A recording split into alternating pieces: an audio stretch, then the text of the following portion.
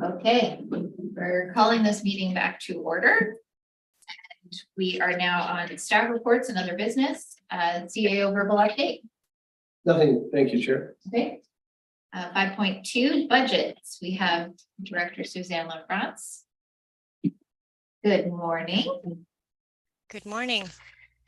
So this is kind of a bonus meeting. We're having that special meeting next week to adopt the financial plan. So this will just be updating you on what the changes were to the regional budgets since the last meeting, which was February. And I'll just share my screen and go over the items.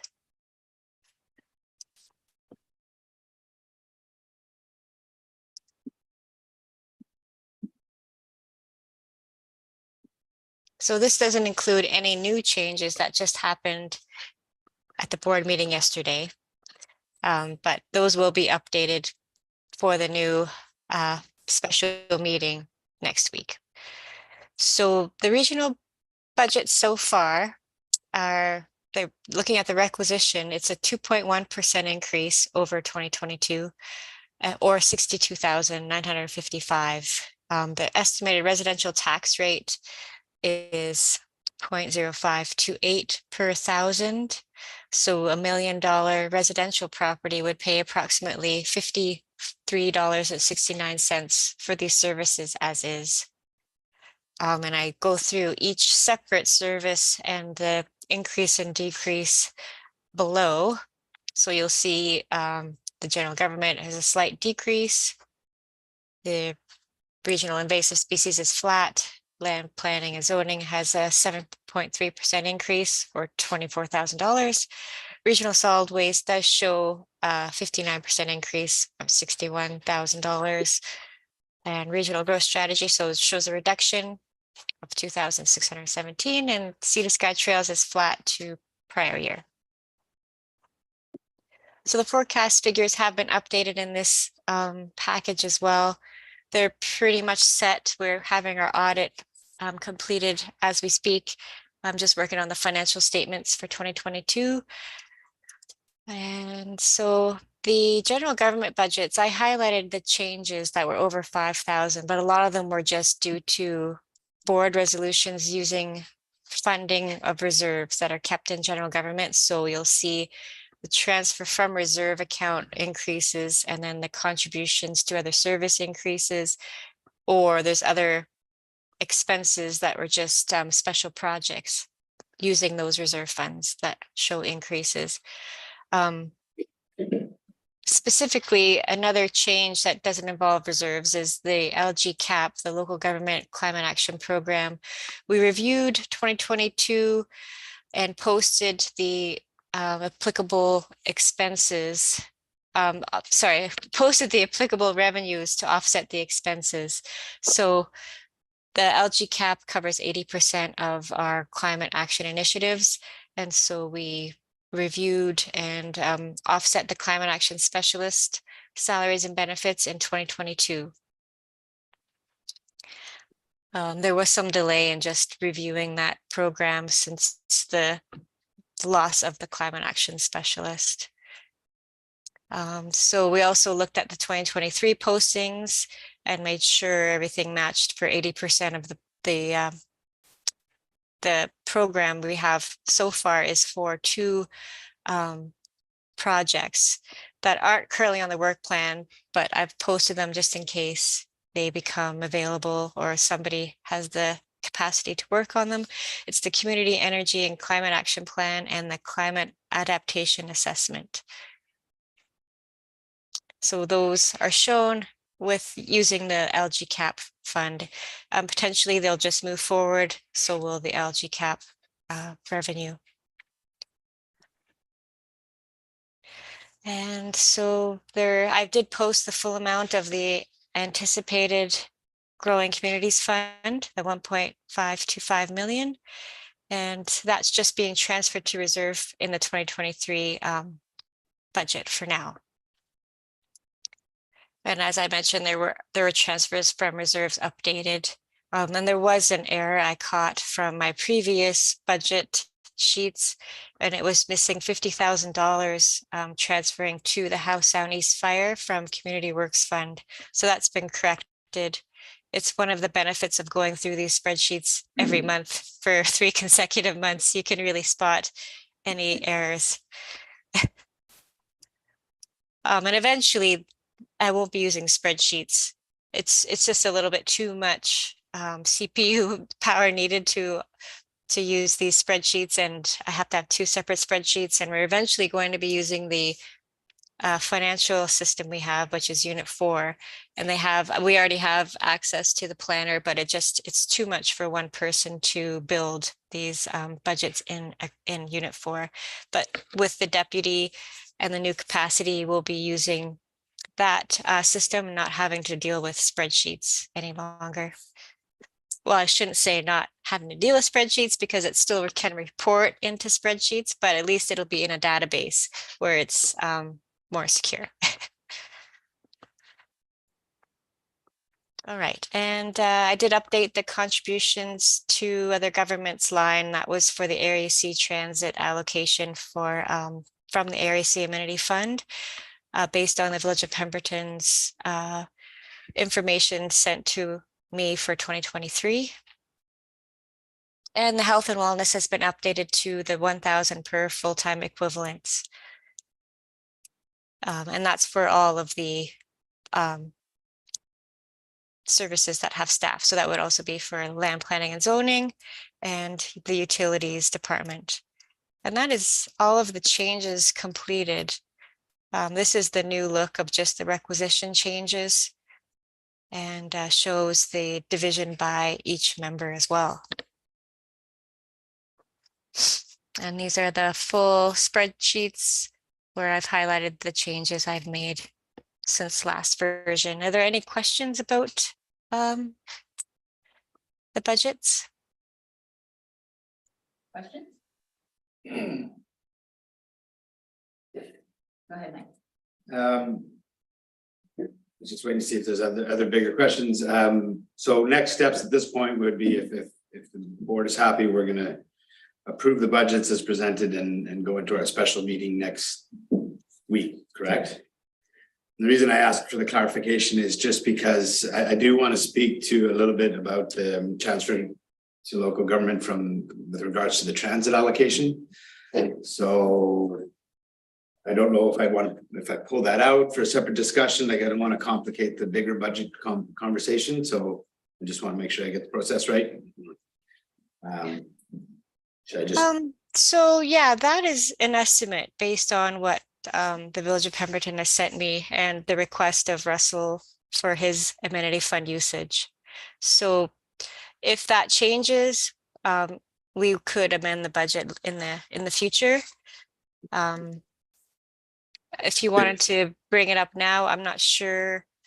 Maybe I'll give a little bit of background for some of the newer directors and just memory refresher. But a few years ago, our local transit, which is a service that brings employees and folks to Whistler, and the local service that goes to Mount Currie and to the village, or to Lillooet and back.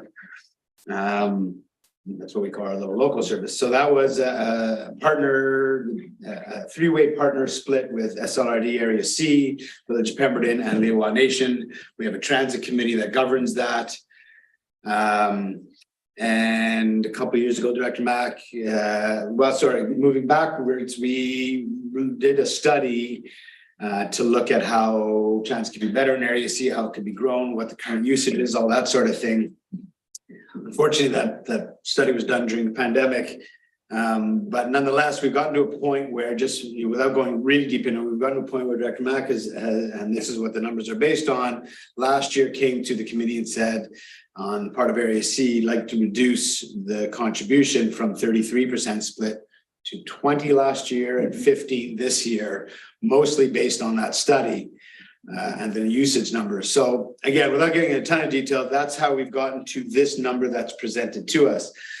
Last year, the rest of the transit committee said, hold up, that's a real problem because we don't have the finances to carry it. It came to this board. This board felt that it was a potential move backwards in terms of trying to establish better transit as opposed to reducing transit. The resolution of this board was basically, well, there was a strike last year. If there are, I don't want to call them savings, but if there was monies not spent because of the strike, they can be applied to the shortfall through Director Matt or Area C's reduction. If that wasn't enough to cover it, the resolution from this board was to potentially go to our transit service, which has $50,000 in it to help backstop it. Unfortunately, the strike lasted very long, and we didn't need to backstop it. There was enough unspent revenues there that it all washed out. Bottom line is we're back in that same situation now. The AAC contribution is suggested to go from 20 to 15%. There's also some great increases in the cost for the transit service. So not only are contributions going down from AAC, costs are going up, putting both Lillooet and Village in a very difficult situation. We can't afford to keep paying for it.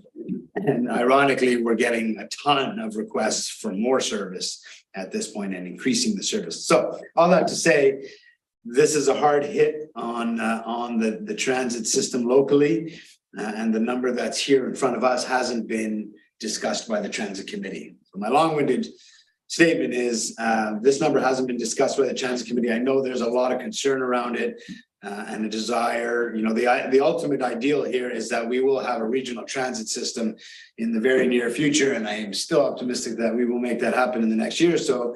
That will absorb our part of the Whistler to Pemberton route, not our local part. That will remain ours. And so what we're looking for is funding we're looking at ways to bridge between now and when we get our regional system in place, and to carry on at least the service we have, if not increase what we have. So the committee wants to get together, look at different ways to bridge that funding, to figure out how we do this, because with the numbers that we have here, it's not sustainable. Our transit system as it is not sustainable. So the committee needs to speak about all this. That's why I'm saying I'd like to pull that out and not approve it until it's gone to the transit committee for discussion. You know, there's conversations earlier about, you know, different ways to fund it. The growing community fund perhaps could be a source of funds to bridge it. You know, I hesitate to say, but Wedgwood community amenity contributions could potentially be a way to bridge the funding as we look at it. Considering that Wedgwood does put pressures on the transit system, it seems like a good parallel. So all these things want to be scratched and discussed at the transit committee before this number is approved. So the Wedgwoods is recreational only. The Wedgwoods amenity funds are for recreation only. No, my point though is that Wedgwood development puts pressure on the transit system being right in the middle of the line, and therefore is there a consideration that amenity funds can be used either through Wedgwoods or otherwise with that recognition. Anyway, that's a discussion for the transit committee. My point is I want to pull this part out before we approve the budget. Okay. Jack, and then I have Tony. I was just going to second that. Well, actually, through the chair, you said it wouldn't include the local service. I was under the impression that what we were proposing to the province was Mount Currie, Vancouver. That's all I've ever. Yeah, but our collector goes a little bit. Yes, there's shuttles and that within our local service that does some other collection. And I think we would like to improve some of the local service out to Area C and for the deeper corners and that. So that will be our local service. So yeah, so Mount Currie you see as part of 100%. Mount Currie is the first stop on the terminal. Yeah. Okay, so from a point of process, Mike is making a motion that we remove this portion of the budget for a discussion at a later date. So not to include this in the bigger budget approval at this time. Is there a mechanism for us to do that at this point? Or do we wait until we've got a motion on the floor to accept the budget and then remove that as an amended? How do I do that? When will I get the information from the transit committee? It has to be approved next week, so that I think that no matter what, it's not going to be accurate. No, and I mean the transit, like every other committee we've got, we're trying to find dates to get everybody together. So I guess the follow-up question to yours is, and maybe we don't have to pull it. Right now, it's funded at amenity contributions, which don't impact the budget. So we can make that amendment after the budget's passed if there's a change. Pardon me? If there's an increase, if there's a decision to fund transit from another source, I don't think it impacts his budget. Is that right? Like, that's my question. Do I need to pull it fully, or I like to pull it because I think it's important that the committee has a look at it just out of respect for process. before this board approves it, I think is kind of important. If it's a matter of our budget process, sounds to me like we have the ability to amend that funding even if we do pass it. Yeah, we can amend it in the future amendments to the financial plan. But it looks like I won't have an accurate number in time anyway, so it's good to bring up for discussion for sure, but I don't think that we should change anything at this point if we won't have the information in time.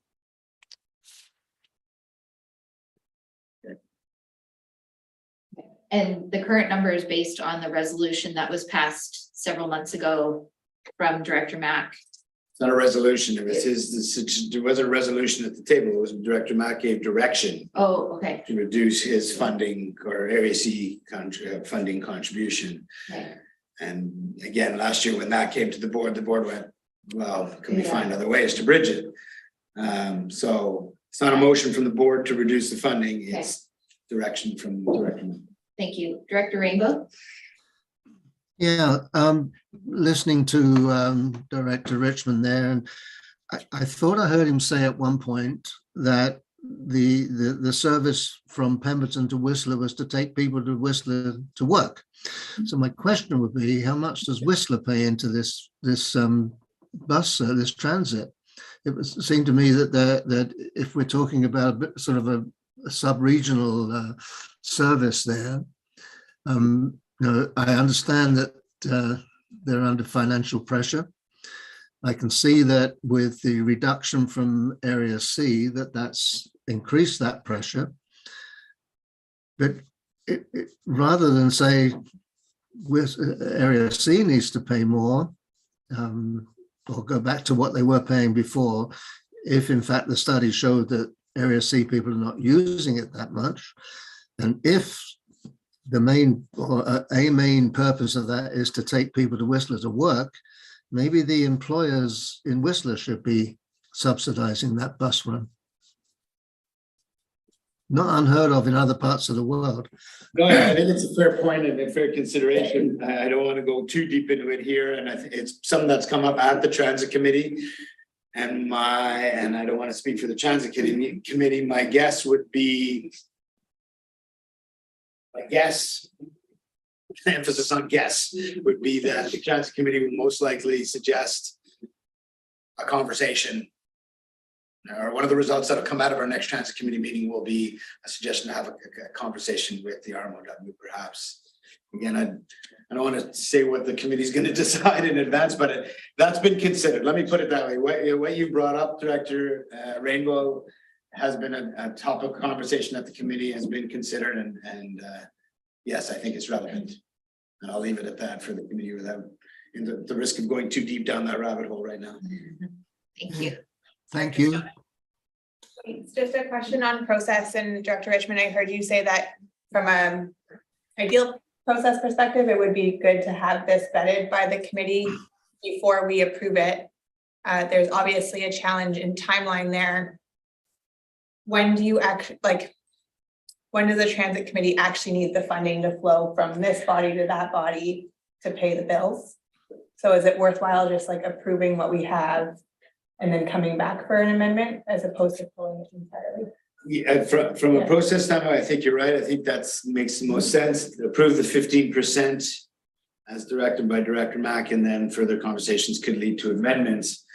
Again, it was just the perception or statement, I think, more from your side towards the committee to say, hey, again, I think out of respect, the committee should have this conversation. Yeah. And so, but understanding the process, I just don't want to give mixed signals to the committee. We could articulate that when we're sitting together with the committee to say, you know, there was pressures from the budget to approve as is. We're ready to have the conversation now. Yeah. Okay, I have Jack, then Chris, then Russell. Through the chair, did you say that they didn't touch any of the transit funding that's in the transit reserve? I wonder if we just make that available right now so that then it's done. Like, so it would be the same resolution that we passed last time. If as a final backstop, filling all other. Or even just as funding. mean, we have a conversation about community amenities coming up. We have all kinds of opportunities to actually find funding. Hopefully it's a regional transit system with a motor fuel tax. That's what I would like to see happen. You have a conversation with the RMOW, or I thought that was an interesting point from Director Rainbow about Vail. I mean, those are people going to work at Vail. So if that money from that fund is made available again, does it fill so forget about a backstop. Money. Our goal with that is to turn it into a regional service, not to sustain a ongoing service that sort of is like. I totally consider, sorry. I totally consider this. Mine was all through the chair. I don't know if. I totally consider this a bridge. Like, this is a bridge until we get our regional transit. If this was looking ahead to the future, the conversation would look a little different, I think, in terms of how we approach it. This is a bridge, hopefully, for maximum 2023, 2024. Yeah. And even then, hopefully, our pilot and other things are in place that. And one of the things I know, the VOP, just so those that don't know, we administer the service for the partners. And one of the things that will be coming to the transit committee is some options for increasing the service, right? A couple more runs in the gaps during the day. So, there's a cost attached. And as you guys all know, you have to order your buses and commit to it X amount of time ahead. We know how. We've been asking for more service. Anyway, so all that to say that's In some bus shelter somewhere. so that's all coming to the committee as well. So yes, having one resolution in place would definitely help facilitate the conversation. Like you said, there's more conversations, be it with RMW, Vail, amongst ourselves, to be had, amenity funds, whatever those conversations sound like. So it would right now to avoid going any further in the conversation. Shannon tried to keep us on the process side of things. I guess we can approve it with this in hand, so Suzanne can do her work, and we can just sort of articulate to the committee that this wasn't a preemptive. We're approving no matter what the committee says. It was a timeline process thing, and we could have our conversation. Thank you. Chris? Yeah. Just two clarifying questions, and so I gather the two unknowns are, one, what's the total amount we actually need? The other one is, how are those costs being split? And on the second unknown of splitting the costs, is this something where all the funding from whoever is involved in funding it has to flow through us, and that's the number we're trying to figure out, or based on who is contributing, we're trying to figure out what our SLRD contribution is, and someone else collects it all and then pays the bill? Yeah. So we administer, VOP administers, we collect the money and deal with BC Transit. So yes, what we're trying to do, the discussion here is approving the SLRD, or the Area C component of the contribution to the system. What was the first question? Just, we don't know what the final number. The final number, yeah, there's discussion around potentially expanding the service. That won't happen in 2023. So that final number should be easier to come to. There is some discussion about slightly increasing what we have. Some of the deadhead runs right now, we can maybe manage that, but that's. Thank you. Director Mack? Yeah, so for a little context, Area C, when I started here, was putting 20,000 a year into the transit fund. And then I agreed to go to a 1/3 split with Lillooet and Everett. And then a survey was commissioned, and the mayor was kind of instrumental in getting that done. So we got that done. And when the numbers came back and the recommendations from that survey, so say Area C was paying 33% of the budget. That survey came back and said, based on ridership and access and everything, that it should be in the 3 to 5% range. So in discussions with the previous CAO, I put forward 20% for last year. And then it would go to 15% this year and 10% next year. So it's still considerably higher than what the recommendation came out of that survey. So, and nothing has changed in the service since that time. So we'll have to have a discussion on this, obviously. Go to Director Mayor. So I've got a question for both Russell and Mike. Are the residents taxed on this service in Pemberton?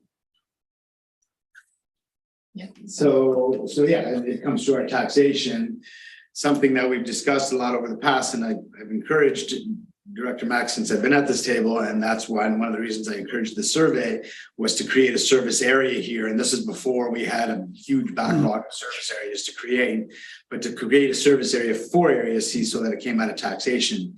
Currently, Director Mack pays it out of his amenity funds as a one-time fund one-time payment every year.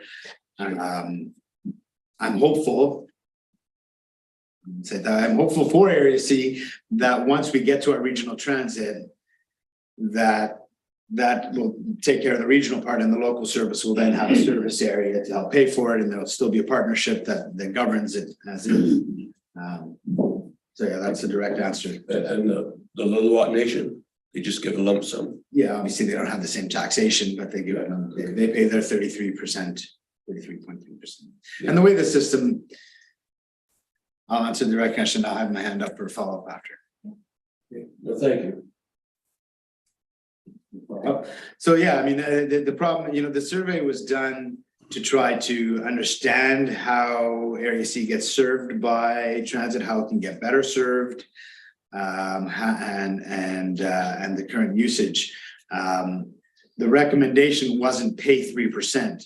What was discovered through a survey in, I think, March or April, over 2 days during the pandemic, was that 3 to 5%. 9 days. 9 days during the pandemic. 9 days during the pandemic that there was X amount of people, 3 to 5% Area C. And I think where the struggle is when we start pulling this apart into pieces. If you were to do a survey of the study of the amount of Village of Pemberton people on the local bus going from Mount Currie area to Pemberton, there would probably be none. So in that logic, we shouldn't pay for that one, but we should figure out exactly how many people go to Whistler on the other one. I think we get to a dangerous territory where we're breaking it apart, and I don't think the numbers are representative. And that's where both partners, BC Transit, the provider, have all felt that the survey that was provided had a whole bunch of gaps in it. And that's why I don't want to go too deep in it, but this is how we got here, and I totally respect Director Mack's attempt or intention to make sure that his residents are paying a fair amount. This isn't about that. I'm not disputing that at all. I totally respect that. We need to have the bigger conversation as to where transit sits as a service. In my mind, it's not something that only gets paid by users. To me, it is similar to schools. We pay for schools, whether we have children in the school system or not. We pay for roads, whether we have vehicles or not. We pay for transit, whether we use it or not. These are public services that we need to build healthy communities. And I think we have to have a bigger conversation at our transit committee to decide how we build that for our local area. So with all that said, I'm happy to support a motion to move all this forward, and we can come back to this conversation after the transit committee is met. Thank you. Director Rainbows? I just want to go back to the point about usage and the fact that if that bus wasn't going from Pemberton to Whistler, then Vale would be in trouble. Where would they get their workers? How are those people going to travel? They're going to be hitchhiking up there? What are they going to be doing? So I think that we really should have a serious conversation with the biggest employer in the area and get them to contribute towards the transit. It makes sense to me. You go down to Mexico and you go out to, if you're in a resort area, you go out into the hinterland there, buses every morning paid for by the hotels to bring people into work at their hotels. So if they can do it down there, we could do it here. Now back to the transit committee. Thanks, Director Rainbow. I think that this is a good conversation and we'll bring this back and do of course, because there's a lot more to it. But Question about another item in the budget? Yes. That discussion. yes, we'll bring it back to the budget. And apologies, I was not here in February, so I'm maybe missing some context, but I'm just wondering if staff can speak to the 60% increase in the regional solid waste management, and what's driving that?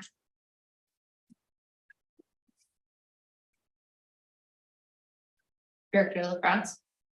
Sorry, yeah, I'll just have to do a little review. Okay, I no don't worries. have everything on the top of my head, unfortunately. What? That is very 17,000 lines of budget, and you don't have them all memorized? Outrageous. yeah. You want a minute? We can give you a minute. That's all right. So it looks like, you know, last year we had $100,000 requisition and we've increased it 65,000. There is 2 new projects I see. There is $20,000 for a multifamily strategy and action plan. That's a special project for $20,000. And there is a solid waste regional master plan review starting in 2023 for $27,500. Sorry, let me just take another look.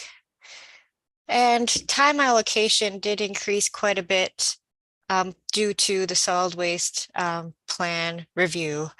That's going to take more staff time than usual. And also because there will be a new director of utilities involved who will have to get up to speed with things as well. So that there's a little bit of buffer in there for that. I did pull some money from the operational surplus reserve to offset some of this. So there was $70,000 pulled from the operational reserve just to offset some of the regular operating expenses. And, you know, the revenues haven't increased much. We budgeted $127,000 for the tipping fee revenue, which is that bylaw charge to Squamish, Whistler, and Lillooet landfill for their amount of landfill, and it came under budget. So we're not seeing any more revenues. So that's another issue too. Potentially we might review that bylaw that has the solid waste charges for increasing the fee, maybe. I don't think that's on the work plan right now, but those are the main projects that are new for this year, for 2023. Okay, thank you for that overview. And then just a follow up, do we have a set of guiding principles that we use for when we decide we're going to pull operational reserve or reserve funding to cover, or yeah, basically when do we dip into our reserves, and how do we have any policy that guides that? No, it's totally open. If we need to pull any kind of funding, we can pull from the operational surplus reserves in the budget, and that's how I've done it. If they want to pull from reserves outside of what's in the financial plan, then it should come to the board as a request. But those operational surplus reserves, we don't need a policy. I think it's really for the operations of that service, and if we pull from them, then we pull from them. So even if I have it in the budget for using the operational surplus reserves, if it's not needed, I won't pull from them. Great, thank you. Thank you. Any other questions? Okay. I'd like to go. I'd like to move it. Okay. Moving. I believe the director of finance would be happy if the board received these, received a presentation. Yeah, Kristen reminded me there's still changes to be made, so we can't really approve them as is. Good to just receive, and I'll update them for the next week's special meeting. Okay, so moved by Director Demare, seconded by Director Pettengill. Comments? Seeing no comments, I will make a comment.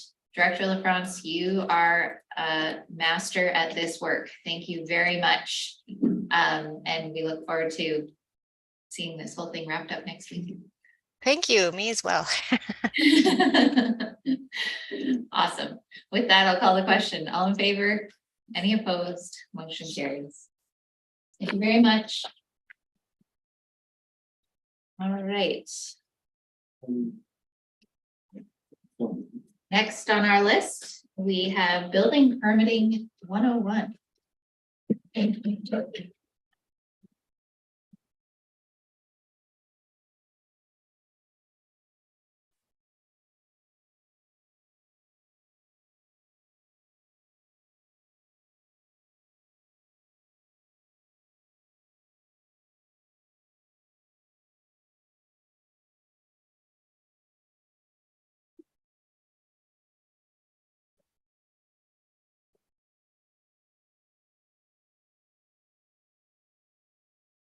Hey,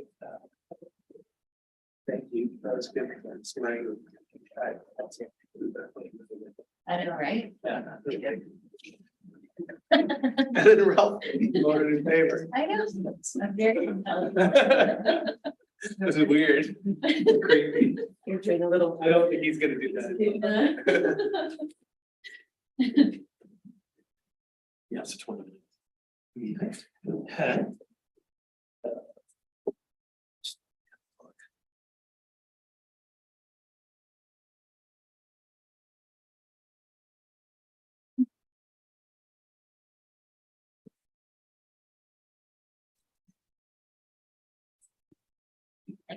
Although it's hard to get the, one screen. I think we're waiting on Mike. He's coming back. I think it's just. You know, for that public Yeah. hearing. I think the cheat sheet.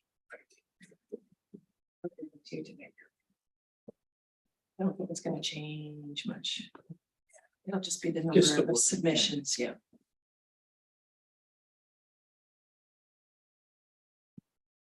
You good? Yeah. Yeah. Hi, everybody. So as you know, I'm Kim Needham, Director of Planning and Development Services. And today we're going to do a presentation on building permitting. That's a topic that's received a lot of questions and comments over the years. And so this presentation is really meant to clarify sort of what we do in our department.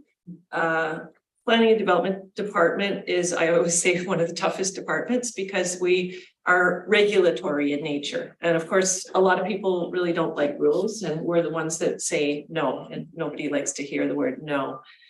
But we try to really have a customer service orientation in the work that we do. So we really try and help people along with their permits and try and help them to achieve success in getting permitted. So we are a small but fierce team. Last year we had the most revenues we've ever had. So we make a lot of money and bring a lot of money into the region. So I'd like to introduce Jay McEwen, who is our building official. And we've got Arlene McLean, who's been here forever. She's our senior building clerk. Julie Pendergast, who is our other building clerk, who we brought on last year to help out with Arlene.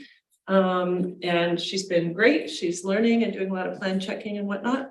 And right now we're missing Lara's on the phone right now. So we've also got Lara Plotnikoff, who is our planning and building assistant. So the four of them really work wonders in getting a lot of permits issued and basically keeping the building department running. So Jay is going to give you a bit of a building permitting 101 now. Hi. For anyone who hasn't met me, most of the area directors have. My name is Jay McEwen. I'm a proud resident of electoral area B in the SLRD. I'm the building official. Kim's introduced everyone else. Lara's on the phone. I think she's going to be joining us shortly. We've prepared a very thorough and comprehensive PowerPoint presentation to really get back to basics and explain the operations and building permitting steps that we go through in the SLRD that we believe are mostly aligned with our member municipalities and everything like that, but more of a refresher in the language and just kind of a comprehensive review just to clear up any misconceptions or questions anyone may have. If anyone has any questions throughout the PowerPoint or while I'm talking, please feel free to interrupt and ask. this is all meant to engage conversation and as an educational presentation more than it is me just reading off of our slides for the next 30 minutes. So, but yeah, please, if there's anything that doesn't make sense or if I'm going too fast or anything like that, please stop. Natalie, are you going to run the PowerPoint for us? Okay.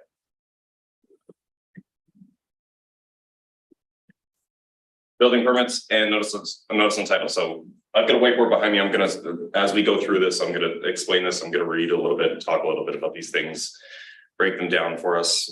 First, we'll start with building permits. We're going to go into kind of what the step code means. I know all the member municipalities have been working within the parameters of the step code and the BC building code for a couple of years. The SLRD has not. May 1st, we're getting jettisoned into the future. So this is coming for us very quickly. I'll fill the board in on that in a separate report coming to the next board meetings about how the SLRD is going to approach the step code, but we're going to talk briefly about it today and how it relates to our practices now and open expired building permits, but we'll get into that. And then notice and title is going to be last. And I'm going to do what I think is the most concise explanation as to what section 57 on notice and title actually means. I hear a lot of mixed explanations about this, and I feel like there's a lot of mixed messaging on it, but we're going to try to do our best to clear that up for everybody in the room and really drive that home. So, building permits. Okay, so what the code really is, our provincial regulation on new construction, building alterations, repairs, demolitions, etc. Everyone kind of knows that. What the BC building code gives us in a framework are the bare minimum requirements of the performance a home needs to meet, buildings need to meet, etc. So these are the bottom of the barrel of how, or the things that we need to reach to promote occupant safety, energy efficiency. There's more of that later to come. But yeah, so that's what the code is. The BC building code is developed from the National Code of Canada. And then what the Building Safety and Standards branch does is manipulates little bits and pieces of it, deletes it where it doesn't apply to BC, and then adds different provisions specific to British Columbia, being that we're the most active seismically than anywhere else in the country. The weather here is different than the prairies, and we adopt our own version of that based upon the national code. The national codes are developed through consensus-based committee process with all provinces and territories, related industries, and public. BC participates in the National Code Development System. So the National Research Council of Canada, Underwriters Laboratories of Canada, all the standards associations, Environment Canada, everyone all gathers together in these code cycles to create the national code. And then a couple of years later, provincial codes are released in the provinces that want to participate or have their own versions of the national code. And then that's how it's handed down to us and to local authorities. So. Good, lost anybody yet? Building code, no, gripping, great. So us and how that affects us. So the role of our building department is to ensure the health, safety, and protection of people and property by confirming that buildings and their systems generally conform to the relevant bylaws, the BC building code, and other applicable standards. The SLRD's building department is that every permit that we issue gets completed to a final inspection and their occupancy permit. That's our #1 mandate and has been since I started here 3 years ago. Building officials have the authority to monitor the compliance of building design and construction with the BC building code and requirements in local building bylaws. We review plans, issue building permits, and monitor buildings under construction, as well as enforce the other provisions within our bylaw related to stop work orders, do not occupy orders, etc. We also assist with our building enforcement, or sorry, bylaw enforcement officer in addressing other concerns within zoning bylaws and whatnot within the SLRD. The authority's building bylaw. So by us having a building bylaw, that translates directly into us enforcing the BC building code. They're married, they can't be mutually exclusive. One translates directly to the other.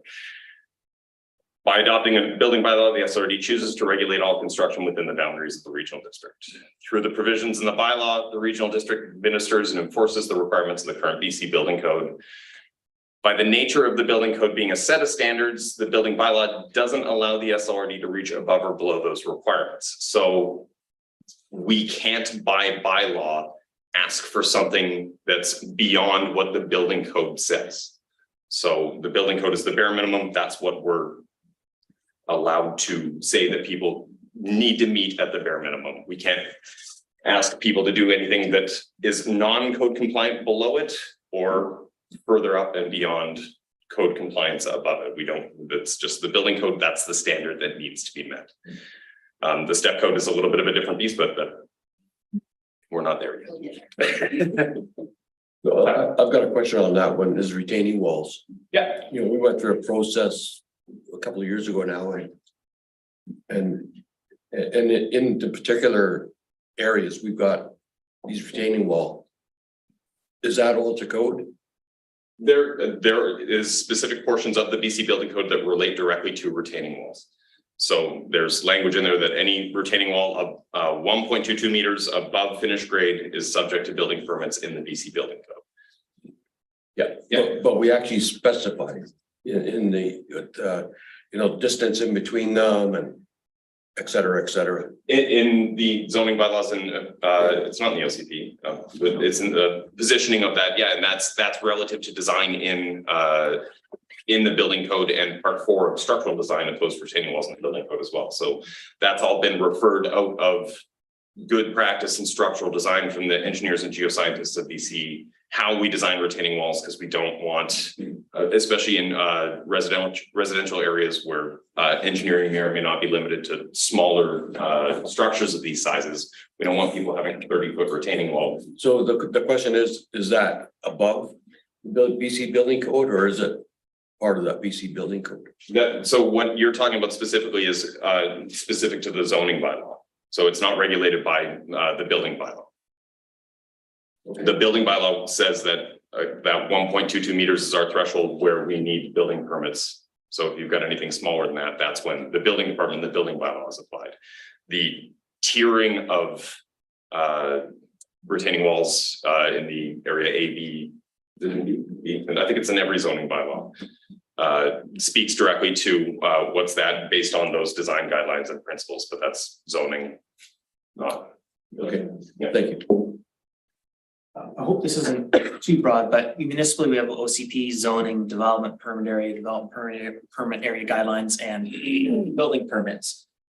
I have the sense that the authority and sort of all those things, it's the same at a regional district. Is that accurate, or are there pieces that are different in between the two? More or less the same. There are through member municipalities, there are different steps that and different requirements that each municipality would create on their own to manage development and construction. So there could be some differences in there, but generally the way that we go about things is more or less the same. So I think that answered it. Sorry. I don't get it. Yeah, like there's no difference in authority, like there's an extra tool or a lesser tool at the regional district. We have the same suite of tools we could use. We may choose to use them differently, but they almost. Yes, and I'll get into that further as we get down this road, because there's some tools available to municipalities that aren't available to us, but that's going to lend itself into section 57. So but we'll get to that. So we added a bunch of kind of graphic images to talk about health and safety and why we issue building permits and what this does to help the residents and members of the SLRD. So this is a photo of a farm affected by the atmospheric river in the Squamish Prairie in 21. Whoa, wasn't there yet. We do have floodplains in the SLRD. So what part of the building permit process is managing and making people aware that there are, like the SLRD, as we're well aware, is one of the most dangerous places in North America to reside because of geohazards and natural hazards. It just is. There's no escaping. It's a big statement. You're not kidding. It is. We've been told this by geotechnical engineers and the province and professionals for years. And these are all the threats that are here and apparent to us. We like to live in our denial. Sorry, geologically dangerous or dangerous period? I'm thinking that's a big statement. Geotechnically. Okay, perfect. Dangerous. Yeah. The building bylaw doesn't speak to crime statistics. Exactly, that's like, man, oh man. So when we issue building permits, these are the things that we identify of areas of flood hazard, geotechnical hazard, landslide, and wildfire risk, and try to mitigate these as best we can throughout these processes to protect homeowners, buildings, their belongings, lives, safety, etc., from the natural disasters and occurrences that we know exist here throughout the knowledge of registered professionals and studies that we've conducted specific to flooding the Pemberton Valley, the Squamish Valley areas such as this. So we included some visuals just to really drive home that what building permits are actually meant to do is be the oversight of safety in a lot of these issues and make sure that people are aware of the risks that are presented. Thank you. DJ? Yeah, I think it's really important though to emphasize that flooding in the Pemberton Valley is kind of it's not it doesn't happen in 20 seconds. It's usually a 24-hour lead up at least. We know weather's coming. It takes X number of hours for the water to get from the upper Lillooet to downtown Pemberton, all that stuff. So there's always some warning time for people to be evacuating or whatever. It just doesn't all of a sudden you're 10 feet underwater. I don't believe that's ever happened in this valley. So just I know that when we had the Mount Meager thing, Geotech Pierre Freely, his answer to the deal was evacuate the whole valley on a permanent basis. Well, let's be realistic here, folks. We live on a fault zone. We know where we live. Half of BC's in the same position, right? So I grew up in Richmond, and Richmond's 4 or 5 feet underwater at all times if they didn't have a dike. So you manage what you're doing. Why do we issue building permits? For exactly the reason that Director Mack just brought up, is to protect people from the natural disasters and the mitigated, the dangers that could pertain to buildings, lives, and property that we know exist, and the things that we can do to protect people. So to protect occupants from known hazards like landslides and flooding, to ensure appropriate facilities for the sanitary disposal of human and domestic waste, so that we know that we're in compliance with ministerial orders from the province when it comes to wastewater and treatment, et cetera. To minimize the risk of injury to people as a result of tripping, falling, drowning, collision. I don't know why we put drowning in there. Pools. Yeah, pools, good one. All right, that's why we put drowning. To limit the unnecessary demand or consumption of energy for heating, cooling, and surface water heating. So that's where we get into the step code and the 936 of the building code. And to ensure structures support and withstand expected loads and forces, i.e. what we're seeing in Central California right now, with the fact that climate change is a very real thing, and we don't know what we're going to see year after year for snow loading anymore. And we're seeing the consequences of this happen to us in real time.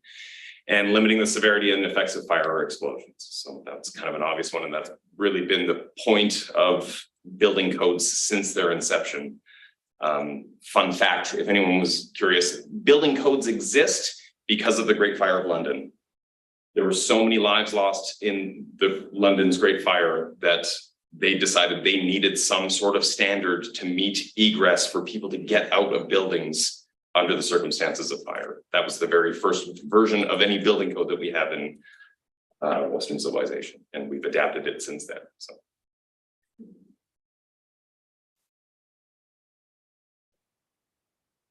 So that's why we issue building permits, is again, in real time, we're watching this happen as the climate comes for us, is to ensure that things like this can be avoided throughout the work of structural engineers, truss designers, manufacturers, and that the minimum standards of the codes are being met in areas where we know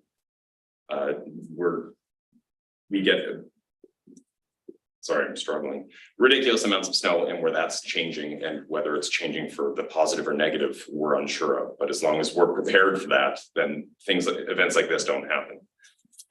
Part of the building bylaw that amendment that you adopted yesterday was new climactic design data that we've had developed for us by Natural Resources Canada in redesigning our snow loads for multiple areas within the SLRD to protect against snow load collapse.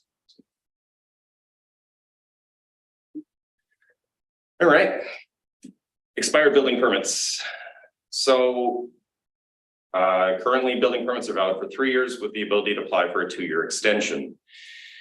If the expired building permit is still within the current code cycle, and right now we're in the 2018 BC building code, the building official and building department staff will attempt to work with the property owners to complete expired permits to a final occupancy.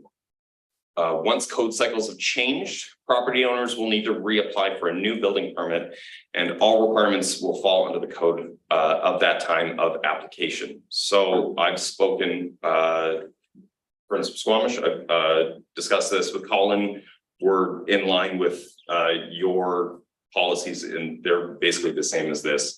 We've also received direction about a week ago from the Building Safety and Standards branch and the BC Building Code Appeals Board that this is the correct approach, and that we are interpreting this the way that it's meant to be through our building bylaw and through the application of the BC Building Code. Can I ask a question? Please. So I get everything you just said, and I understand the approach. I've actually had a number of conversations with residents on Area C as well about this. You said earlier the number one mandate is to get permits completed, and all permits out there, get them completed. There are lots of folks in our valley who do not have completed, especially from 20, 30 years ago, when things are a little bit more Wild West perhaps, or however you want to do it. There's a lot of open or uncompleted building permits from a whole bunch of different levels of what's not completed. I know that there are a number of folks that have shown interest in reapplying and completing their building permits, and they only have some small items to finish off what was left over. But the idea of having now to bring everything up to current code is way beyond their costs and their ability to do. And so I feel like this blanket approach to reopening building permits is really discouraging a lot of people from doing it, because again, some folks have a couple railings to put up or some things that are fairly minor, but to reopen it now and have to change everything, including, let me ask this, does that include FCL? Good. So a building has to change, they have a couple of small items they want to reopen, and now the idea is they have to move their house up 3 feet, or they have to bring it up soon to step code, whatever. That will definitely stop the majority of people from reopening their building permits. So, and I don't know if this comes from us or from the province, but a scaled version in terms of what people have to hit, what marks they have to hit, might be a more appropriate way to actually successfully completing some of these open building permits. But yeah, I know a lot of folks that are like, I've got like 3-4 items that are not huge. I'd love to do it, but there's no way I'm opening that can of worms and being told I have to lift my house up this, up that for hundreds of thousands of dollars when I have $10,000 of work to be done. I'm glad you brought that up. Hold that thought. We're going to get there, and I'm going to walk you through this as though you're one of those homeowners, and I'm going to solve this problem for you. Sweet. I've also heard this too. I get it.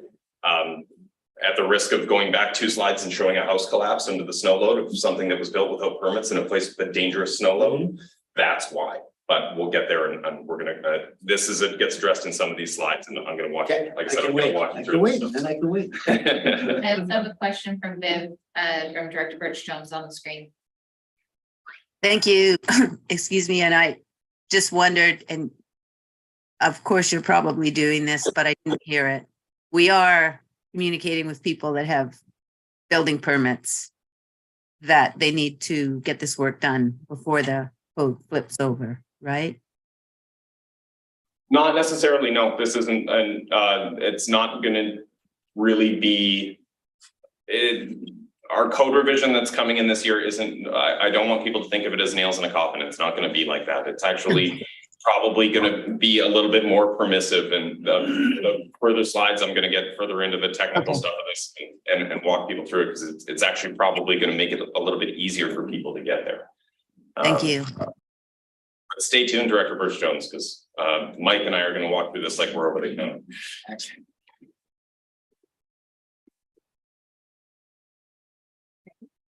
That's not a good chair. Further to Mayor Richmond's point, unpermitted structures, the SLRD has a number of unpermitted structures within its boundaries. Regardless of when unpermitted structures were built, all new permits under the SLRD's building bylaw are subject to the current BC building code and will require a complete application as though it were a new building. So this isn't buildings that pulled a building permit and never finished it. This is something that someone just did on their own under no supervision whatsoever. No original building. No permits, nothing. They, in like 1983, they went and built themselves a 3-bedroom house. Sure. Somewhere no one knows where, and all of a sudden this new homeowner is like, oh, I wanted to build an addition. We have no idea what's there. There were no checks and balances. We need to build it. We need to treat this as though there was no building there and prove to us that this building meets the 2018 BC building code. Now, carrying with this, the next paragraph. I can't inspect the standards from previous code cycles. And that's what we just learned from BC's, from the Safety and Standards branch. I can't reach back into 2012. I can't reach back into 2006. Not only can I not do that, it'd be insanely onerous for me to be able to reference in the SLRD 40 years of BC building codes to understand where people left off and where they began, and little chip, like bits and pieces of this building kind of started and stopped and began again.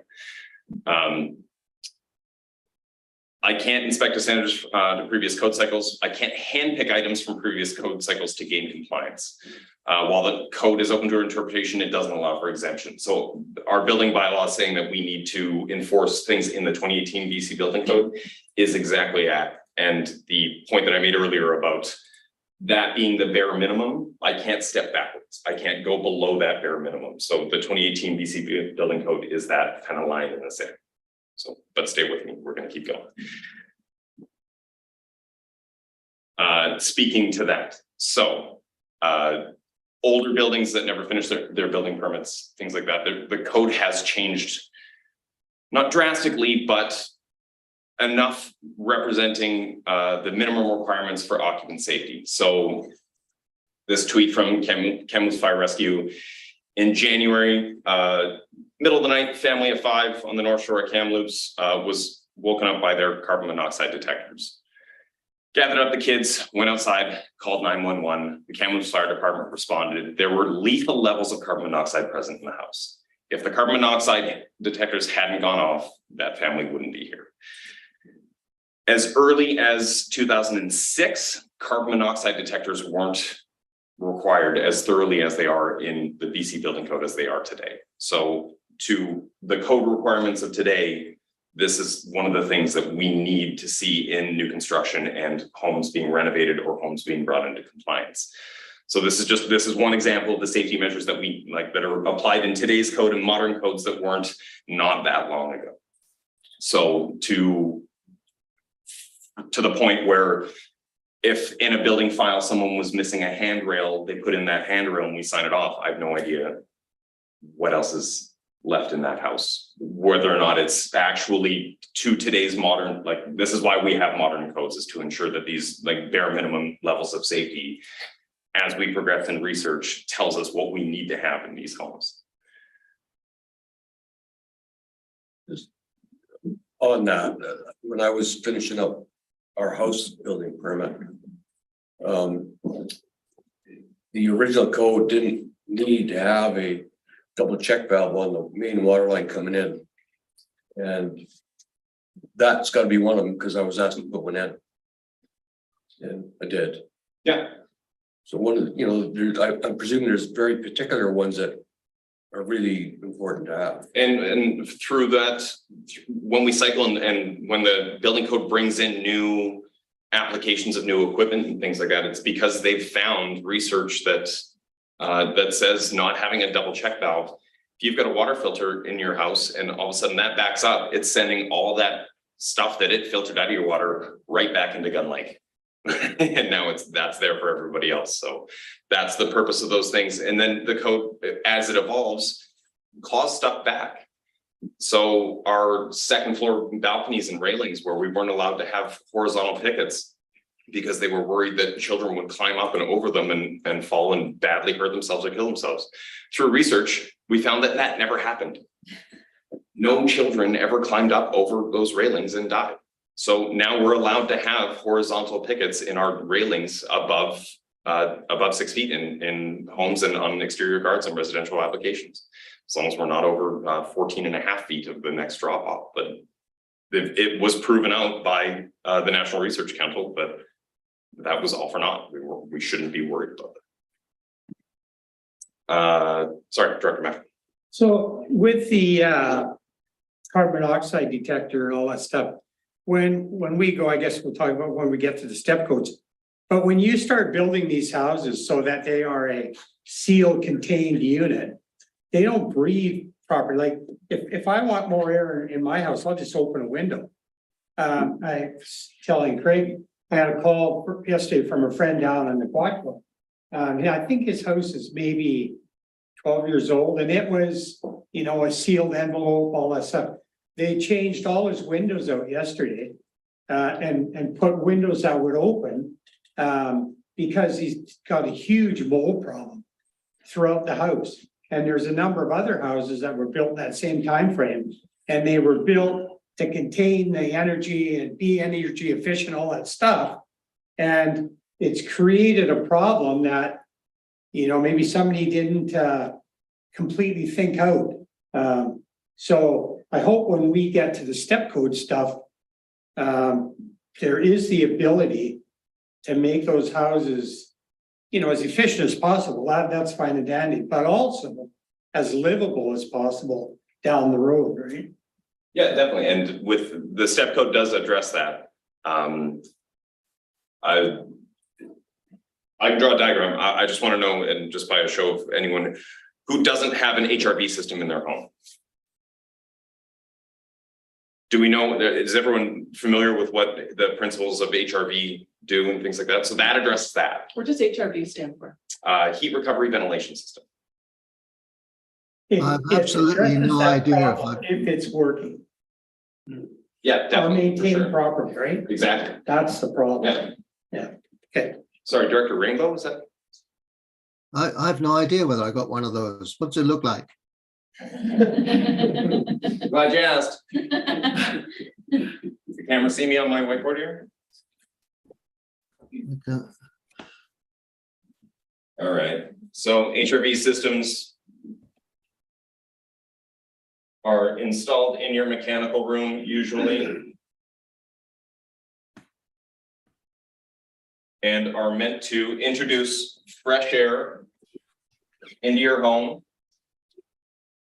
while pushing stale exhaust air out of your home. And how it does that is through a core in the middle. Looks like a honeycomb. They're actually quite a bit bigger than that. That when we're exhausting bad air from your house, it traps the heat that you've already, this is inside, sorry. You've paid to heat this air, one way or another. The air that this is pointing out, because all these are just big fans inside this box.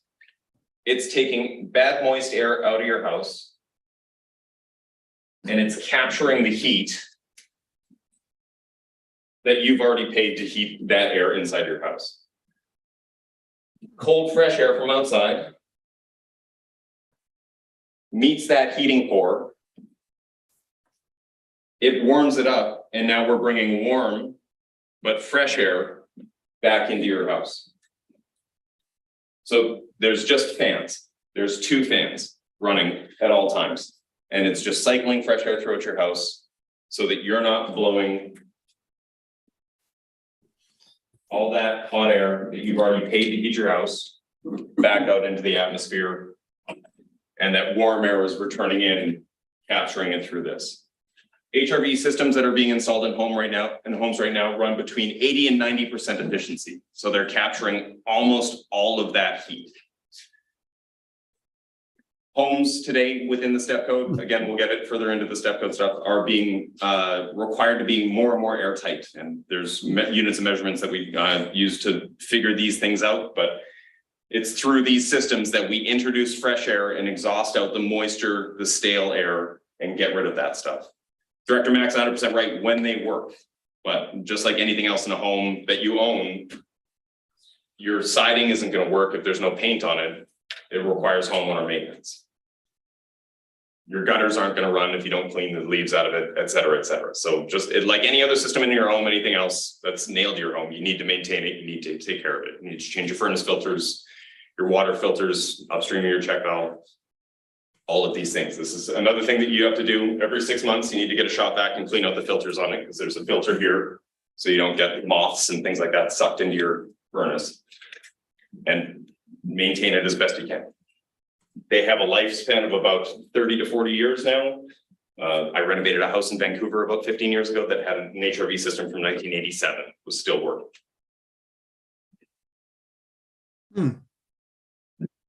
You look like you had a question. No, I just always looked a little bit confused.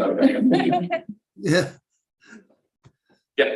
Just going back a bit to when the code cycles apply. So if I got a building permit last year, I'm partway through building, so I'm building to the 2018 code. The new cycle rolls over, so I still have 2 years left plus an extension. I take it I can build under 2018 for another 2 years. Can I get that extension, or the extension would be under 2023, or the minute 2023 comes out, I now have to build to 2023, even though I'm under an existing permit? No, your permit would still be valid from your application date. So it's not even from the issuance date, it's from the date you apply. So our code revisions coming in on May 1st of this year. If you apply on April 30th, you're held to that standard of today's code, not the May 1st code, because it could take months for us to issue that because of other zoning issues, et cetera, et cetera. The date of your application is the date that matters. And then realistically, you've got 5 years to complete your lovely new home under those auspices. And then if you're, because of COVID delays in shipping and you can't get the last bits of siding, and there's a couple of things, again, if we're in that reasonable realm, our building department would work with you to try to get you to that finish line rather than really imposing that hard date. If you're several years out, you've moved, you live on the island, you've started a new fishing charter company, and you're never coming back to Gun Lake to finish your cottage, and you keep asking us to extend you, when it's very clear that you haven't moved past your foundation inspection, we're going to close your permit as expired. Yeah. So completed permits in the SLRD. If there have been any unpermitted changes to an existing building, it is assumed that the requirements of, if there have not been any unpermitted changes to existing building, it is assumed that it met the requirements of the BC building code that was in place at the time the building was constructed. The current BC building code does not apply if an existing building is altered or renovated, is added onto, or has a change of use and occupancy. So what that means is it doesn't apply to the rest of the building. So your building that completed its permit in 1970 on Collins Road, and you wanted to add an extension to your dining room, we're only looking at your dining room. We're not looking at the rest of the house because that got finished. We're happy with that. It's satisfied. It was safe then. We assume it's safe now.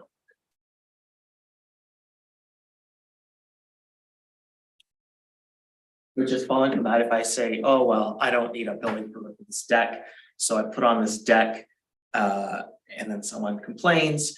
Now my whole house could get reevaluated under the current code. Not necessarily. Okay. So that golden ticket of your house being finished at that one time, and then there's unpermitted stuff being added to it later, you sold it. Next homeowner, Mayor Richmond comes and buys your house, wants to do a permitted addition to it. We look at the old files and say, wait a minute, there's a bunch of stuff on here that was never permitted. those additional things that you did to that building, you would now have to bring into code compliance. Not the rest of the house, because that was looked over and we were satisfied with that at the time. That's done. That's got a nice bow on it. Leave that be. But the rest of the work that went above and beyond over years of you tinkering with a house in the backyard and adding onto a deck and adding retaining walls and going on all in your backyard under the auspice where no one can see. And Mayor Mike wants to add a bedroom or add a floor. Now we need to address all those things that weren't permitted in the first place. So I see you going on a step code, so I still don't feel that you've taken me through the issue in that, like you've explained some of it, you know, and I like your CO2 example. That's a fairly easy fix. Saying to somebody, okay, well, you know, we've learned the following and CO2, da da da. A person could install that in their house and make some of those changes. The struggle I think a lot of people have is, again, you use the railing example. You have 5 items on your uncompleted building permit that's now been left for a whole number of years. The items include something like a railing or a set of steps off of a deck, or I don't know, things like that aren't. They're not huge safety items. They're outstanding items that did not get completed. The idea that to come back and say, hey, I want to clean this up, and I want to, you know, I'll put that railing on and I'll do these things. The idea that person now has to, I consider, let alone FCL and then raising their building, bringing it up to, let's say, you know, in a year's time, the step code level of passive construction, all that stuff, people won't do it. Like, as long as we're clear here that if that's what's required of people to clean up a few loose ends, they're not going to do it. And there are a lot of people that are motivated to clean up those loose ends and to finish their building permit. But the concept of what's facing them, they'd rather just keep them, you know, turning a blind eye to it than taking care of the situation, because that's way too daunting. And again, I know I'm getting into, you know, again, a one size fits all thing. At what level can you as a building official say, okay, well, no, that's not safety, so that's okay, or that's not a huge deal, so we'll do. You can't start taking on that level of discretion that you would throw you in a tailspin. So I get that, but I feel like there's got to be a mechanism or a way to get around the fact that if people have fairly small items to finish and they want to complete, that they don't have to go to that level. Sure, put a railing in, yeah, you got to put a CO2 detector in. That's totally reasonable. Okay, I want to put a railing in and complete my building structure. You got to put a CO2 in and raise your house 3 feet and put in $100,000 window package and forget about it. People aren't going to touch it. 2 answers. I told you I was going to get there. Oh, well, you're on a step cut. No. We're gonna Okay. I was trying to be patient, Jay. You'll feel satisfied. Okay. Sure, I was waiting. I thought you were going on. Second thing, that's exactly my point. I can't just walk in and be like, you need CO2 detectors. I can't just pick and choose. I can't cherry pick from building codes and what I think is. Either direction. No, that's like what I think is safe and what Director Mack think is safer could be 2 wildly different things. Chances are. But we're gonna stay with me. We're getting there, especially FCL is a big one, and I get it, and we're gonna get there. So the one word I see in here is interpretation. Yeah. So you do have the ability to, I'm going to say, use common sense to get something moved forward. Yeah, definitely, for sure. Yeah. But within reason. Yeah, absolutely.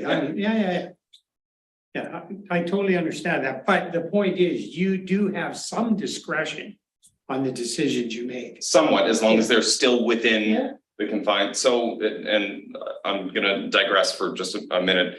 Some of the feedback that I get from a lot of our people is that my pedigree is I'm a red seal carpenter. I can see issues when people get to certain phases in construction that I can help them solve, because I know how to get there and I know how to get to the finish line. I know a lot of other building officials that I've worked with that don't have that experience of wearing a belt at the end of the day to figure out the solutions to these problems. So your common sense approach is, like, this is how you get there. And I'm going to walk Mayor Richmond through this. And Looking forward to that. I think. Oh, yeah, I'm in line. We're using line. We also have Lori on the screen. You can't go higher and lower than the building code, but zoning, we can insert all kinds of our own priorities, correct? You can paint with the most beautiful colors. Yeah. I don't know, I'm not a planner. I know, but if you show up and there's an infraction against the zoning, you don't ignore it. As long as it's within building code, you're happy. No. I don't ignore it definitely, because part of my job being that we are a small staff, we're a regional district.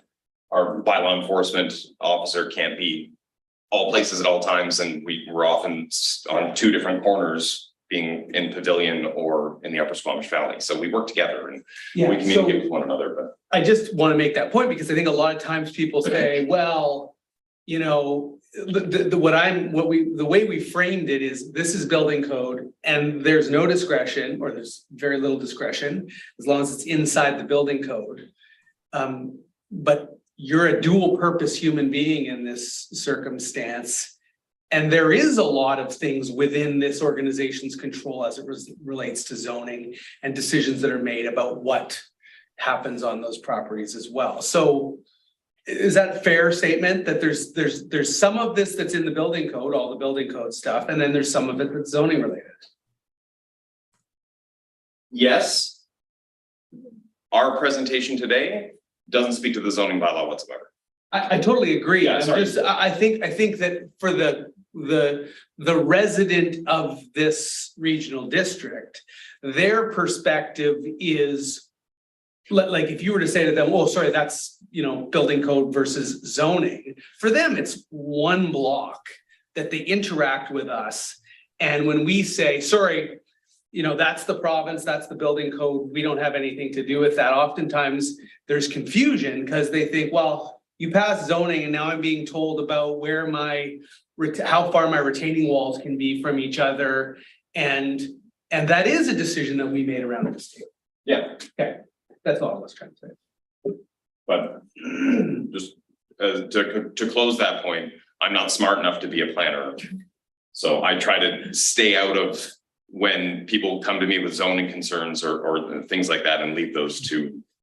I'll reopen that point and say. I do help people. You have no choice because you're standing on someone's property and they have one interaction with us about their house, and it includes both things.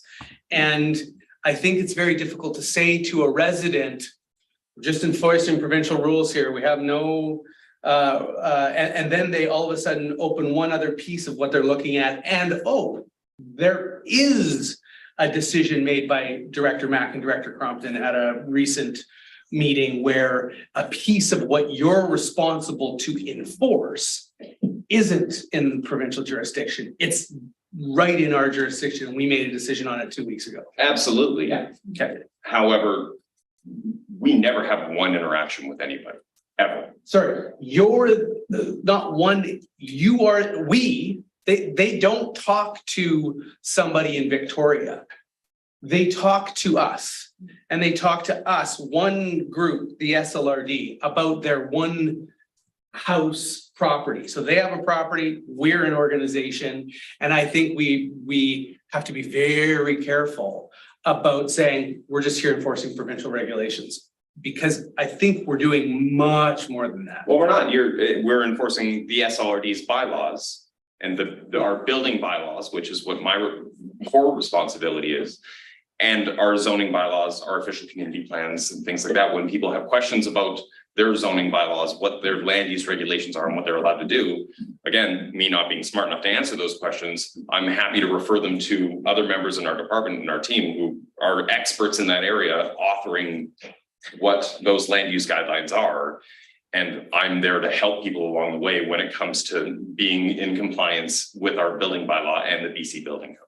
And I'll just interject. Sorry, is that- I think we just disagree, you and I don't understand. I'm sorry, maybe I don't fully No, understand. it's okay. I just, I think we have to be very careful about saying. I'm gonna go to Craig. If I could, we also have to be very careful to suggest that we have discretion where it doesn't exist. So I think there's the challenge that Director Crompton highlights is real.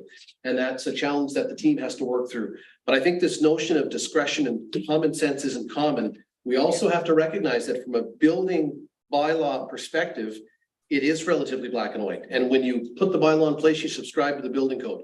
So we have to dance that dance of not saying we have no discretion, because you're right, to a homeowner. Well, how can you say you have no discretion when I found online that the organization has some discretion? We have to be careful not to confuse that with you being able to go into that house that was not completed and saying on the 5th of March, well, no, I think you can get away with just putting the railings on. And then on the 10th of April in another house, in another location, making a different decision. So I think discretion is at the heart of this. And we need to be careful about what discretion exists and what discretion doesn't exist. Here's where I'll give an example. So let's say we get an application for a building permit. Me and her look at the plans, and they might say, like this proposal has the garage into the setback. You're gonna need a variance. So you're gonna need to talk to planning before we can deal with this building permit. So then we bring the variance to the board. And the board has discretion as to whether they want to grant a setback variance or a height variance or something like that. Once that's approved, then it's got the green light to go into the building permit process. So there is discretion there, for sure. One last thing. Excuse me. Oh, Hi. sorry. I have you on my speakers list. I will get to you. The CEO is absolutely correct. You're absolutely correct. I'm not arguing that we have discretion against the BC Building Code. What I'm suggesting is for residents, the same person who's there inspecting their building also sees an infraction against zoning and does something about it. And our communities perceive that as a level of discretion. I think that's where the confusion comes from. And I think it's important to acknowledge, because I don't think you're not smart enough, and I don't think you don't do something about it. You do. And I think we need to have a tremendous amount of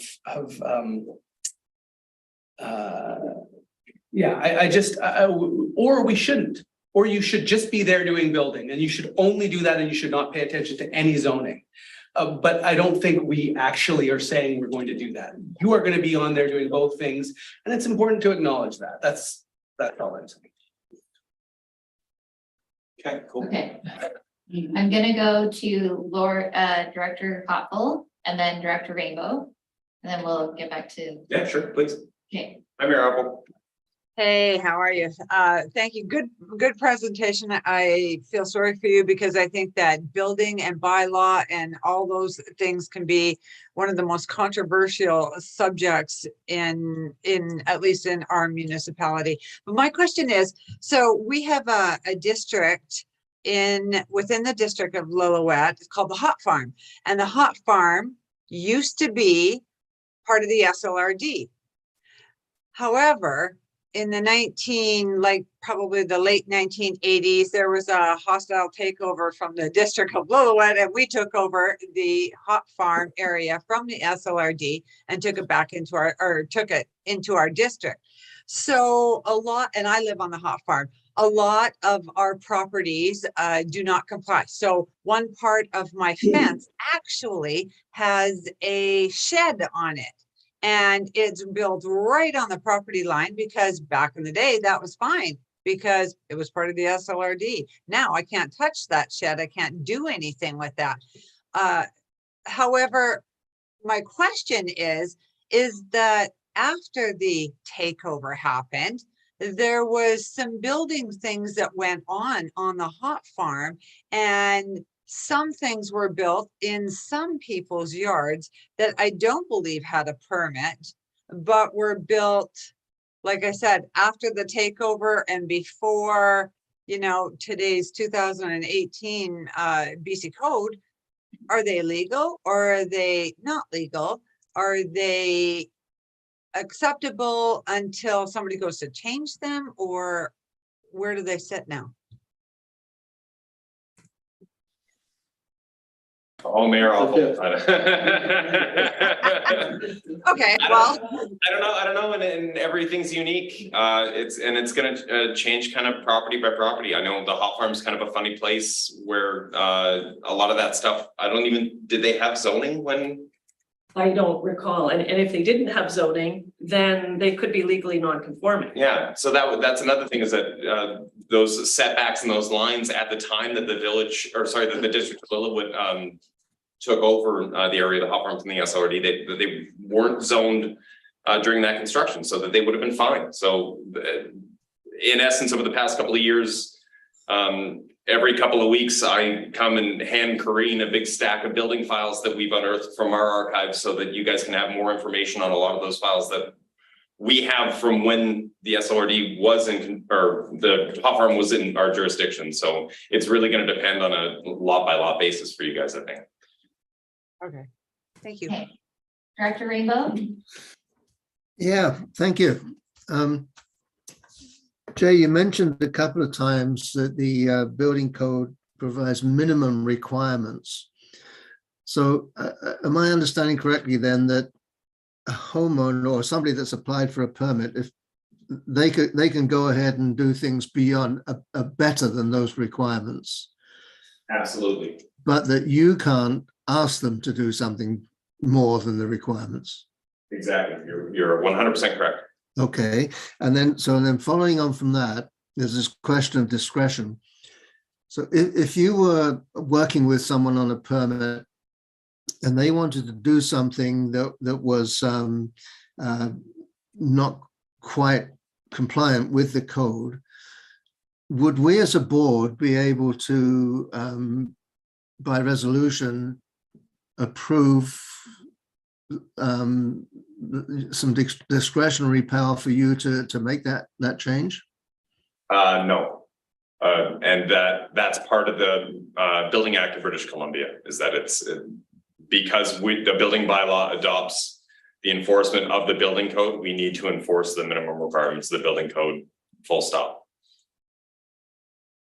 Okay, thank you very much. Back to you. Anyone else? I want to get this back on.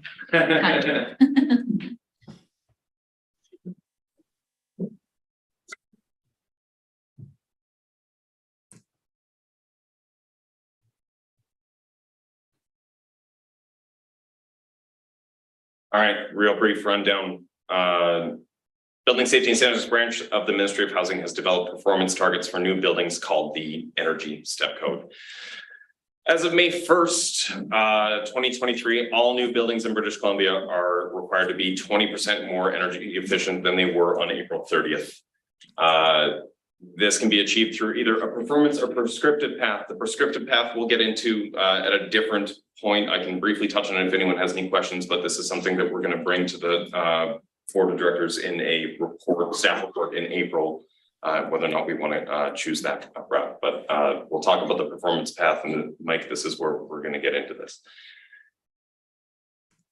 Energy advisors model the building's energy use in harmony with the elements of the building envelope, such as insulation, windows, doors, and the overall air tightness of a building. The results of these measurements are compared to a reference house, which is just a spreadsheet that the province came up with that shows how their house should perform in compliance with whatever step. And the results of the tests are measured against that for compliance or not.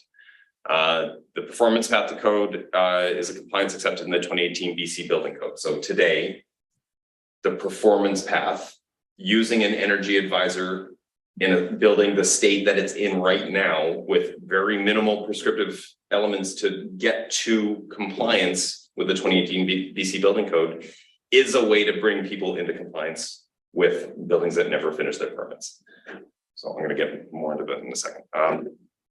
These tools can be used to prove out the performance of existing buildings and can show where minor improvements could bring the entire building into compliance with trade-offs. So our hypothetical house that didn't receive, so we'll just talk about insulation values and things like that to bring it to compliance. So our hypothetical house that was built in 1980s over there, never got a final, got a permit, never finished it. They want to alter it now. It needs to be brought into compliance. The easiest way to get there would be to engage with an energy advisor, model the house, and it could be, we need to add some insulation into the rafters. Boom, we're there. That's it. It's not opening, it's not tearing up walls, it's not gutting the house, it's not, no, there could be very simple trade-offs. If these homeowners wanted to redo their siding anyways, add some exterior insulation, we're there. Everything else is fine, you don't need to start gutting the house. We're cool when it comes to meeting compliance with 936 of the BC Building Code. Can I have the next one then? Okay, I'm going to stop for a second here and we're going to walk through the rest of this for Meredith. FCL. We have a number of people in the Meadows and in the Pemberton Valley who are in this circumstance. Geotechnical engineers have prescribed flood-proofing the house up to flood construction level. So whether it's closing up vents in their crawl space or sealing off windows in an unfinished basement and waterproofing the exterior of their house up to that flood construction level, that's an acceptable solution for us. We're not asking people to pick up their house and pour foundations to raise it up 2 meters above above where it sits currently, but just to make it as safe as possible. And through the BC Building Code letters of assurance, that's one path for us to get there. The structural stuff. So when it comes to our same example house, I want to see a structural engineer comment that that house built in the 1980s when we didn't know a whole lot about snow loading can withstand today's snow loads as we get further and further into climate change. It could be adding some gussets to trusses. It could be doubling up some rafters here and there, or it could just be like that post isn't big enough, or we need to resupport these beams a little bit further and just like beef up this house a little bit. It doesn't necessarily have to be knocking the house down and starting from scratch or tearing apart the entire roof. It could just be very simple things, adding tie downs for seismic events in Area D. We leave it up to registered professionals and engineers to tell us what needs to be done. A lot of the homes up in the Meadows, nothing needs to be done. These were overbuilt from the get-go. A lot of these people built these with building materials that you can't find anymore because we've logged all the old growth to build these buildings. So it doesn't necessarily spell a death sentence for these buildings or for the homeowners involved. It's the route to compliance is often paved with paperwork, and that's it. Dr. Rainbow, sorry, anyone? Oh, sorry. Okay. Not, Oh, Director Rainbow, Director Sorry. Petfield. Okay. Director Petfield. Okay, so just on the step code, if I can, it was an efficiency regulation, and it's stepped mandatory steps, but our local governments could take those steps sooner if we wanted. We had that freedom. Yeah.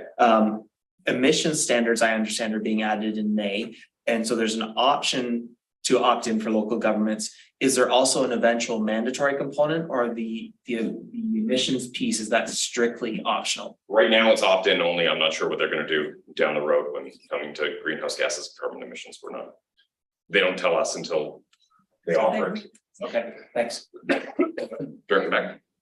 So yeah, just your reference to some of these old farmhouses in this valley and barns. They've been around since the early 1900s. I know when my relatives moved here 58, I think it was 59, 60-ish. Pemberton had 32 feet of snow that year accumulated. They're all still standing, so yeah. Since then, again, because we haven't, there's stuff that hasn't been, and a lot of people have come and built things and then disappeared. So that's like I'm saying, the path to compliance, let's pave it with paperwork. All right, Mayor Hoppel, this is for you. Section 57, notice on title. Section 57 of the community charter was provided to local governments by the province as a tool to administer and enforce the BC Building Code and local building bylaws. It enables local governments to register a notice via the Land Title Office Register on the title of a property where there is or has been a building code or bylaw infraction, including where a permit is not held in good standing. So expired building permits, for example. For example, notices may be registered where a building permit is lapsed, but work has not been completed and or there are inspections outstanding, work proceeded with no permit, or there's a dangerous condition that exists. So I think, so this is the point that I want to drive home about section 57 notice on title. It's a post-it note. That's all it is. This is something that we get to put on the title of a property that just says, hey, here's our little flag. It's a post-it note. It's not permanent. It doesn't need to be permanent. If people want to bring their homes into compliance, they're more than welcome to, and that post-it note just gets taken off as easily as it was put there. It's not, sorry, can we go to the second slide? Next slide. So there we go. The deck falling down. The third paragraph, it's not a punishment. This is just so that all parties involved, whether present or future, are made fully aware of the fact of what the status of this building exists within our realm, our files, and our records. So no more confusion for real estate agents, no more confusion for potential owners. This little post-it note shows up when they pull the title, and it basically directs them to come directly to our office to find out what is the issue, what needs to be done, how do we correct this. Now, Dr. Pettengill, back to your earlier comment about powers and different things about the municipality. This is the only thing we have. So in a municipality, building officials and councils and directors have the authority to condemn buildings. We don't have that. The regional districts and rural areas don't have the same powers. So our section 57 notice on title, this is the only tool that we have to just raise awareness to people moving forward. We can't collect people's property taxes to remedy situations, anything like that. This is just, the section 57 is the only thing that we can do. So just give me 1 second. So when we present our notice on title reports to our EAD, this is just us asking permission to put this post-it note on, and like I said, it comes off just as easily as it goes on, and it's our only way to clearly communicate for people who maybe are buying from out of province or are not immediately in the area and can't physically come into our office or access me because I'm often out on the road doing inspections, to quiz me about every property in the SLRD that could be coming up for sale or whatever the circumstance may be. Did I drive that home? It's not, this is the question I've got. Hang on, Sal, I've got a Sorry. list. Chris had a follow-on question, then I have Craig, then I have you. So if we see someone or you see someone in the middle of putting up a structure or deck they don't have a permit for, or they're doing things contrary to the permit they do have, section 57 is our only tool. We can't get an injunction, or stop work orders at first. So then we deal with the stop work order in that in those circumstances during the process of construction, then we try to bring people into compliance. Section 57 is, it's not specifically for expired building permits, but this is the basically the only way that we can show that that building permit is expired and that it wasn't completed to a final inspection, which is the SLRD's version of an occupancy certificate. So Mine was a general one, so maybe if I could wait till the end. Okay. Sal and then Tony. Yeah, we had an instance going back a number of years now. I know because I did the cleanup of the person that dumped all the stuff in a couple block. But it looked like the bank that was making the loan to buy this piece of property must have looked at that and saw a notice on title. Because that individual that owned the property, prior to him being able to sell it, had to finish up his building permit. And unfortunately, he went and all the stuff that he did, gyprock and everything else, ended up in a couple of. But so I think there's between the realtors, insurance companies, funders, I presume they're all looking at that. yeah, definitely. So, and just anecdotally, when I purchased an Area B in 2018, I would have loved for there to be a section 57 notice on title. So I would have clearly understood that my permit on my original home was never completed. didn't match any of the drawings that the SLRD had on file. And the building official at the time signed off on things that were untrue and that didn't exist. So that would have been great information for me to know prior to purchasing my house. However, being held to the same standard, we have an open building permit. I'm currently bringing my own home into compliance with the 2018 BC Building Code. Yeah, so just curious, what is our policy on communicating with residents that their permits are lapsed? That we reach out to people 90 days prior to expiry? 15 weeks. Oh, yeah, there's lots of notice given. We, Laura, myself, Julie, Arlene, we're on top of people, and throughout the entire building permit process, while people have an open building permit, we're in constant communication. If there's provisions in our building bylaw that if you haven't called for an inspection in a year, your building permit can expire. So we're constantly, we have reminders set in all of our calendar applications and all of our computers to be like, email this person, see where they're at, call this person to see if they need an inspection for this. I know the ground's frozen in Pavilion right now, but these people might need a foundation inspection coming up soon. So maybe get in touch with them and start planning that, because we need to keep the process moving and we want people to complete these files to completion. The day of the building department letting building permits expire and die and those files getting buried in the basement here, that's over. We want people to finish and we want these things cleaned up and closed. And the ones that we can't, the historic ones that never did get finished, the section 57 notice on title is the only way that we can put that, like I said, that little flag on the title to make everyone aware that, like, hey, this never got done. There's an issue here. That's all that is. And when that homeowner fixes that issue, that notice comes off. Director Rainbow. Thank you. A hypothetical situation, Jay, if someone, make sure I understand what's happening here. If someone erects a building or starts doing something which is contrary to our bylaws, contrary to zoning, and we discover that that's happening, so what they're doing is essentially illegal. If I understand you correctly, our first action could be to issue a stop work order. Is that, am I right there? Yeah, in essence, yes. I would visit the site if it's a building bylaw infraction that we're very clear of. If we get a complaint that someone's building something without a building permit, the first method of action is I attend site and determine whether or not it's warranted a stop work order or not. More often, yes, it is than not. So. Okay, so let's say we've issued a stop work order and the person says goodbye to you when you leave their property and pays no attention to that whatsoever and just continues. What's our next course of action?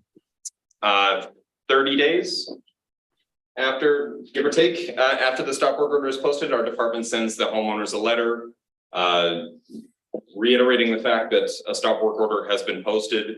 We outline terms in which we would like them to come into compliance and apply for a building permit through our department. We give them an amount of time before staff will initiate a report for section 57 notice on title. Okay, so now we go through all of that. This has taken several weeks by the sound of it.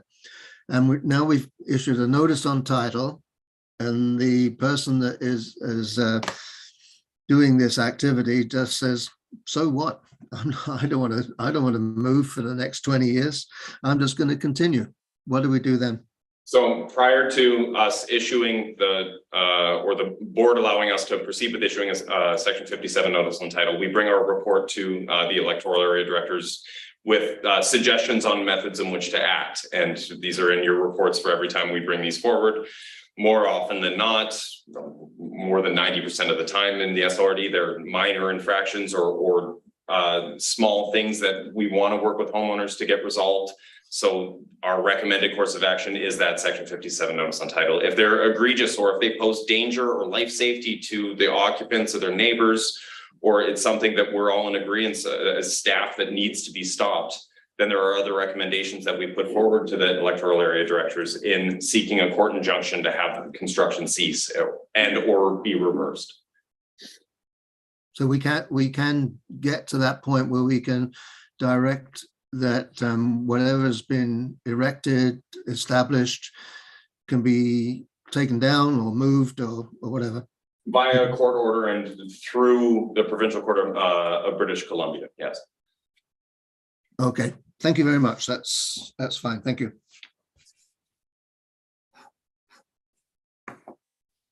Yeah, that's pretty much the end of it.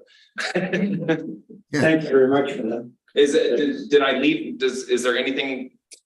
Yeah, I just want to make sure I understand the response to Director Richmond's question, because we've received a number of similar complaints. So if somebody's in that situation, when you say, let's flood the path to compliance with paperwork, are you saying reach out to you or the office to understand what that path actually looks like? Absolutely, and every homeowner who is, and I've explained this to all of our local real estate agents and everyone and all, like, any stakeholder that's come to us for advice on what to do, I've walked them through the steps of exactly how to get there, and on a property by property basis, I'm happy to hold the hands of the homeowners, and in some cases, potential homeowners that show serious interest in bringing these homes into compliance, homes or buildings, sorry, I shouldn't be exclusive to homes, and shown them exactly how to do this. We have an active list of registered professionals that are very active in the SLRD that we're happy to provide people, especially if they're coming from outside the area. And to avoid bias, we've got a large number of professionals, so we're not suggesting the same person or anything like that. And we have had a number of people successfully complete this journey, for lack of a better descriptor, into compliance. And now they've got happy, safe, healthy homes for all who are concerned. So Director, you asked too, are there ways, or are there other ways to get there? And I wanted to ask in terms of other local government approaches, regional districts or otherwise, where people are facing these same challenges. Are there any other methods beside the one you've just described, which is reach out and let us clarify what that process might look like? Like, are there any other options being applied? Do boards have any discretion in that area? Maybe, however, this is kind of where this gets a little bit gray because of the fact that, like I was saying before, I don't have the authority or luxury to fish back in and out of different code cycles to apply different things. And we were recently, this was brought as a BC Building Code Appeal Board challenge. Bless you. In one of these homes that is currently up for sale that never completed their final building permit, or never completed their permit to final inspection. The homeowners have it for sale. They've been made aware that we've prepared a notice on title report for the electoral area directors, and they believe that they could complete their building permit that expired years ago in a different version of the building code. And this concluded about 2 weeks ago in a letter from the Building Safety and Standards branch saying, no, you can't. It's got to be applied in today's building code if you reapply. I can't issue a building permit in an old building code. We can't do that. And can I follow up on your comment? Yeah, because I feel like it still is, path to compliance, and you laid it out very well, Jay, and paperwork, and we can try. It might not be as huge as people might think. I speak the lingo. I know what you're talking about. That still sounds imposing to most people. Well, it's definitely not free. It's not free, and that's fine. Person homeowner, you have responsibilities, free or not. That still sounds, for those that are at a level where, like I say, it's a handful of items, and I didn't want to bring it up. You open the door for me again. I don't want to take everybody's time. Those that have small items to tick off, what you just described as their path to getting there, forget about it. They're not going to go. A, it sounds too imposing. B, I think that people will feel that it puts them at bigger risk. So maybe here's a quick question then. If somebody came to you and said, hey, we got a few outstanding items from a building permit from 2000, we want to complete it. Can you have a look at us and tell us what that compliance looks like? And it's really simple items. But when they come back, well, you're still going to have to. Those items might be simple, but you're going to have to go back and retrofit this, that, or the other. The people then choose not to do it. Does the SLRD then turn around and put a notice on title? That wouldn't necessarily trigger it, but So- we work through, given the limited size of our staff, the workload that we have, we're working through historical files right now and presenting where we can and prioritizing. But I'm saying is That would not automatically trigger us to be like, oh, we haven't gotten to this, let's put this on top of the I file. even haven't gotten it. No. If somebody comes to you and says, hey, I'm interested in completing my building permit. It's from 20 years ago. There's only a handful of items. Can you help me through this? Sure. You come, do a second, whatever that process is, I'll use staff in your helpful way, do your thing. And the person then goes, well, that is still a pretty, I can't afford this, whatever the price ticket is, especially right now, so I'm not gonna do it. So they opt not to do it. Do we then turn around and go, well, now we're aware of the fact that you have an incomplete building permit and you're not compliant, therefore we're putting a section 57 on? Or a notice of title on?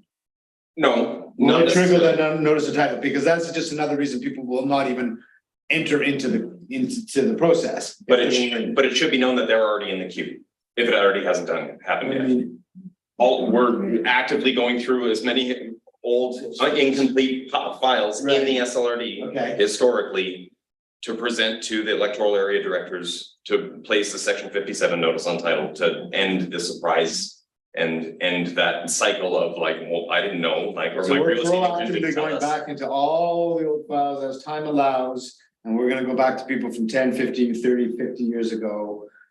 Across the region. Up till 2007. 2008 was when we were mandated to have every permit completed with final inspection or notice on title. So if your permit was before 2008. So sorry, to more clearly answer your question, is that house from 2000? No, we're not. That file gets brought up, it's shown, it never got final, this is what you need to do, okay, I don't wanna do it, okay, file goes back. And we're not triggering things, they're not. It's more recent if it was in 2010. Then yeah. It wouldn't trigger it, we're not, like I said, it's not gonna go to the top of our pile. No, but like I if said, you, we already whether made they it. come to you or you get to that point in your pile. Yeah. And you reckon, so notice of title then gets issued. Yes, Okay. but people aren't calling themselves out or anything like that, but again, like I said, it's not, that notice on title isn't a punishment. It's gonna be the same result one way or another when that new homeowner comes into our office, pulls the file, and it's explained to them by one of our staff that this was never completed. Like there's gonna be issues if you wanted to add floors on top of the bedrooms that you have that are below flood construction level Yeah. that pose a serious issue. So that, like I said, that Post-it note is just our one way of showing everyone right off the bat before people get in over their heads in a real estate transaction that all of a sudden they immediately regret once they come in here that it's too late. I won't take any more time. Maybe at lunch we'll talk about how easy it really is to pull that post-it note off. We'll take that conversation offline. Thank you for your presentation, and this is useful, and I don't think this conversation is over. I just, Oh, definitely, for sure. And yeah, and we're at that point in the meeting where we need to get some lunch. if anyone has further questions and at home, please feel free, shoot me an email. All my contact information is on our website, stack of business cards at the front door. Happy to answer anything. Thank you. Thank you. Awesome. Thank you. I'm going to call I'm making a decision here. We're gonna Oh. have 5 minutes to go and get our lunches and bring it back, and we're gonna do a working lunch because I don't wanna take 30 minutes to have lunch. So those at home, get a snack or get your lunch and come back in 5 minutes. And Hey,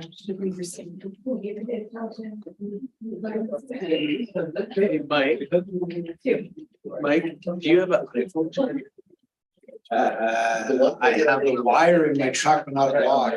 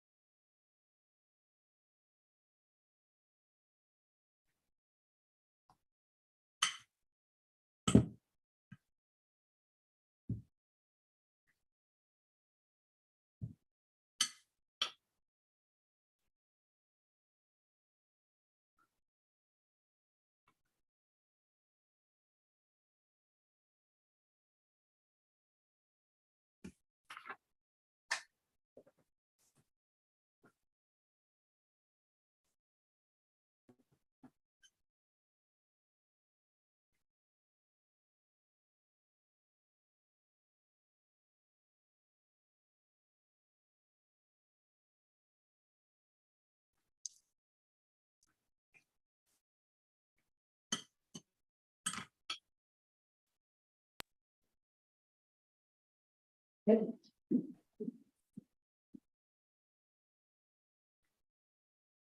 we can call this meeting back to order and thank you everyone for being comfortable with eating while we do this because we need to carry on. Turn it over to Director Needham for our presentation on community amenity contributions. Over to you. Great. Just wait for the presentation to come up. Excellent. Thanks, Natalie. So day is a tough act to follow. I'll do my best to be as entertaining or not. Okay, so today I'm going to talk about community amenity contributions, and this has come up. I've heard little tidbits about this, and hopefully we can clarify some issues around community amenities.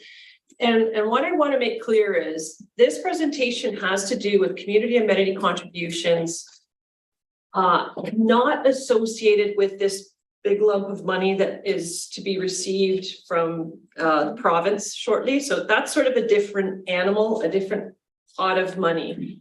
What I'm going to talk about today are community amenity contributions that we collect as part of rezoning applications.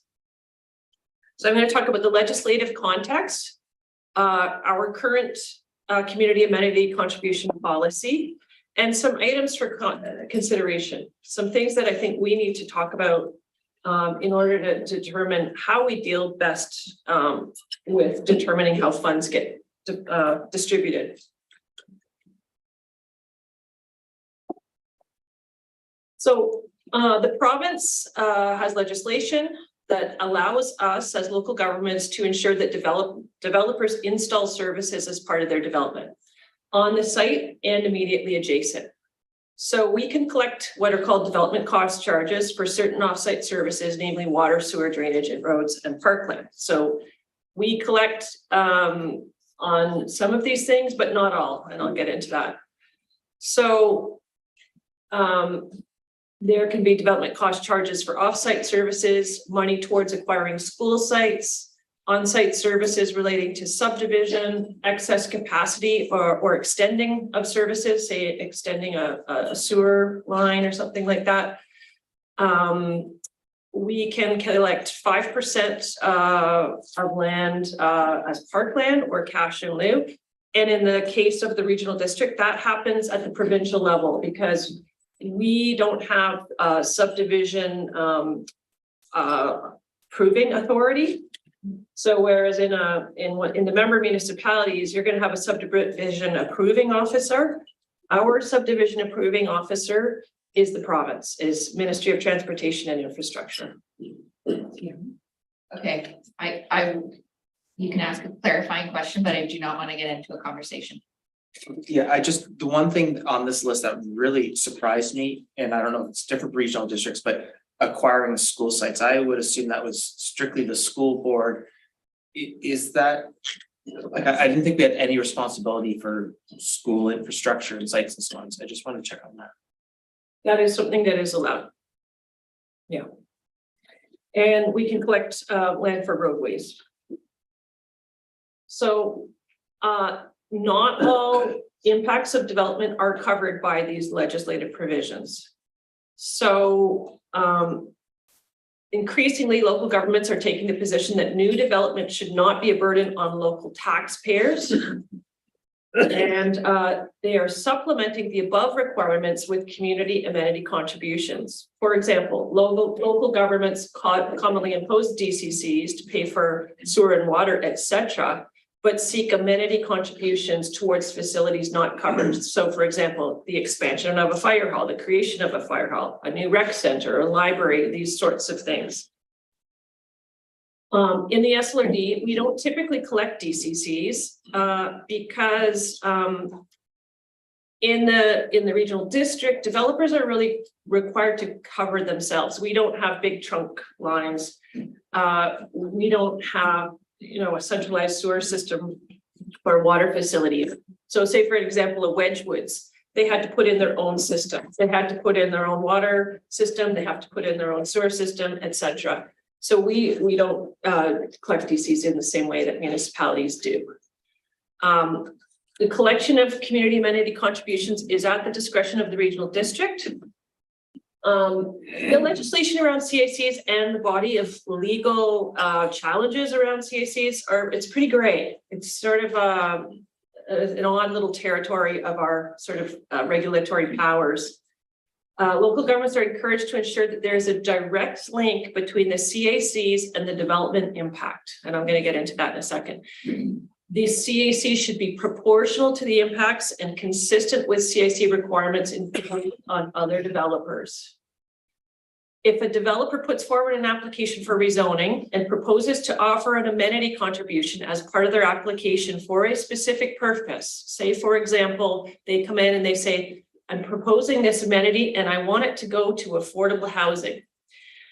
The funds have to be deposited in a housing fund, and they have to be spent for that purpose, and they should not be utilized otherwise. And this is guidance that we've been given. So I heard in the last meeting that there was some suggestion, oh, well, maybe we could take certain money and use it for something else. We can't do that. Acceptance of the proposed amenity would be at the discretion of the SLRD. So this is part of the approval process, but we can't make the approval of the development be contingent on providing amenities. So we walk a slippery slope in our approval authority. These are meant to be voluntary. That's the key. They are voluntary community amenity contributions. So a number of years ago, we produced a policy approved by the board. And I'm going to sort of cherry pick some of the key points that we need to chat about. So these are to be negotiated on a case-by-case basis. They are voluntary and entirely at the discretion of both the applicant and the SLRD.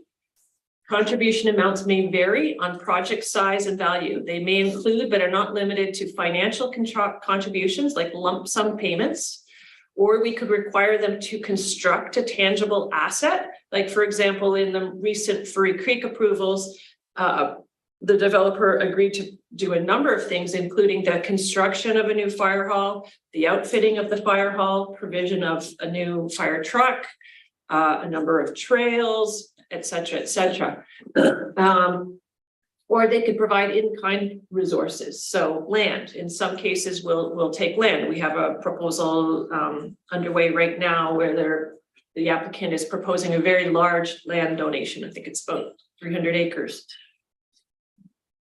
We can't take it for operational costs. So this policy that we have applies to all new rezoning applications on properties that are not currently subject to comprehensive land development covenants. So if something already has a phased development agreement, or they are already subject to something, we have to take that into consideration. The SLRD may also have the ability to choose to waive or reduce CAC amounts in areas deemed to be in need of economic stimulation. So in our policy, we have recommended amounts for each parcel of land created for different lots. They have to provide a certain amount of money. But we could say, no, we're not going to require it. If we think that it's a really valuable development and we want to see it happen. So there are certain exclusions, that's things that we don't require CACs for or request CACs for in our policy. So this would be things like rezoning applications that are 100% affordable housing or special needs housing that is subject to a housing agreement. So when the board developed this policy, they thought that is enough of an amenity in and of itself. Rental housing units secured by way of a housing agreement. So for single family residential lots, only the original lot is exempt from the policy. Any newly created lots would be subject to the policy. Any secondary suites that are secured by way of a housing agreement, whether attached or detached, could be exempted from the policy. Multiple unit projects where only one building is being proposed, only the first dwelling unit is exempt and the rest would be subject to the policy. nonprofit organizations will not normally be expected to contribute to CACs. And rezoning applications that are in stream and have received second reading by the SLRD board at the date of the approval of this policy are not subject to the policy. Just a clarifying question. The rental housing units that are secured by way of housing agreement, are those market rental or are they below market? According to the policy, it's any rental. Any rental. Yeah. So, Is it a clarifying question? Yeah, I think so. You can tell me it's not if you disagree. I just want to pick up on what Director Needham just said about approving a CAC after second reading. That our policy says we shouldn't do that. Isn't that what we just did at Furry Creek? Just keep that separate to the conversation around Furry Creek. Okay, thank you. Because this is, we could get into a very long conversation and we can't have that conversation after. Fair enough, thank you. Chair, I'll just speak to that question. Essentially, Director Rainbow, this was meant only for those projects that had already received second reading at the time this particular policy was being approved. Just so that they didn't have to all of a sudden conform to this after they'd, spent a lot of time and money getting their application to a second reading level. Sure. Thank you. So disbursement of contributions is something I've heard a lot about at this table. And so our current policy says that the director representing the area where the rezoning application is being proposed will take the lead in determining the disbursement of the monies in the Community Amenity Contribution Fund. But it also says that decisions to utilize the CAC fund shall be by the SLRD board resolution. And funds allocated to a specific community amenity funds shall only be used for the use unless left unused for 7 years, at which time the SLRD board may determine if the funds can be used toward another community amenity in the same electoral area. So I think that's pretty clear. And again, they have to be used only for capital expenditures, not for operations. So for example, let's say somebody said, well, we want to put this towards a regional housing authority or something like that. Well, that's an operation of an organization. So, but if we wanted to put community amenity contributions that were specific to affordable housing to actually the purchase of housing units, we could do that. Or if we wanted to purchase land for the construction of affordable housing units, we could do that, but it has to be for capital expenses. That's a must in our policy, or is that a must from could we amend our must? This is provincial guidance on how to use these funds. Yeah, so I've got that document, the CAC document, which is like, it's a best practices. There's no policy attached to it. And if you read it, it's very, here are some ideas. It's not all that prescriptive. So this must is a more accurate to say, note that CACs are strongly encouraged to be used as capital expenditures. I would need to speak with legal counsel, but from everything I've heard and read about CACs is that capital expenditures are really where these are meant to be directed. And I think we could be walking into some murky waters if we were to use the funds for operations. We do it all the time. All the time. Let's shelve it. Okay. Thank you. So items for consideration, and I think this is where we get into the meat of this particular conversation. So there are these principles of nexus and proportionality that we've been advised to consider. So basically, we need to look at these things to make sure the things are fair and reasonable. So amenities need to adhere to the principle of nexus, which means they have to prove that there is a direct, demonstrable link between CACs and the impact of the new development. For example, where neighborhood recreation services are already overcrowded, both the applicant and the developer and the existing residents are far more likely to support CACs targeted for the expansion of those recreation facilities rather than for an undetermined project or in another neighborhood. So that's one thing we have to keep in mind. There has to be a real direct link. And there has to be this issue of proportionality where a CAC from one applicant is proportional to the impact that their development generates and is also consistent with CACs that have been made by other developers. So it's about fairness and proportionality. So those are things to bear in mind with this. So we've heard some emerging challenges, issues, and discussions around the table, I think, over the past months, years,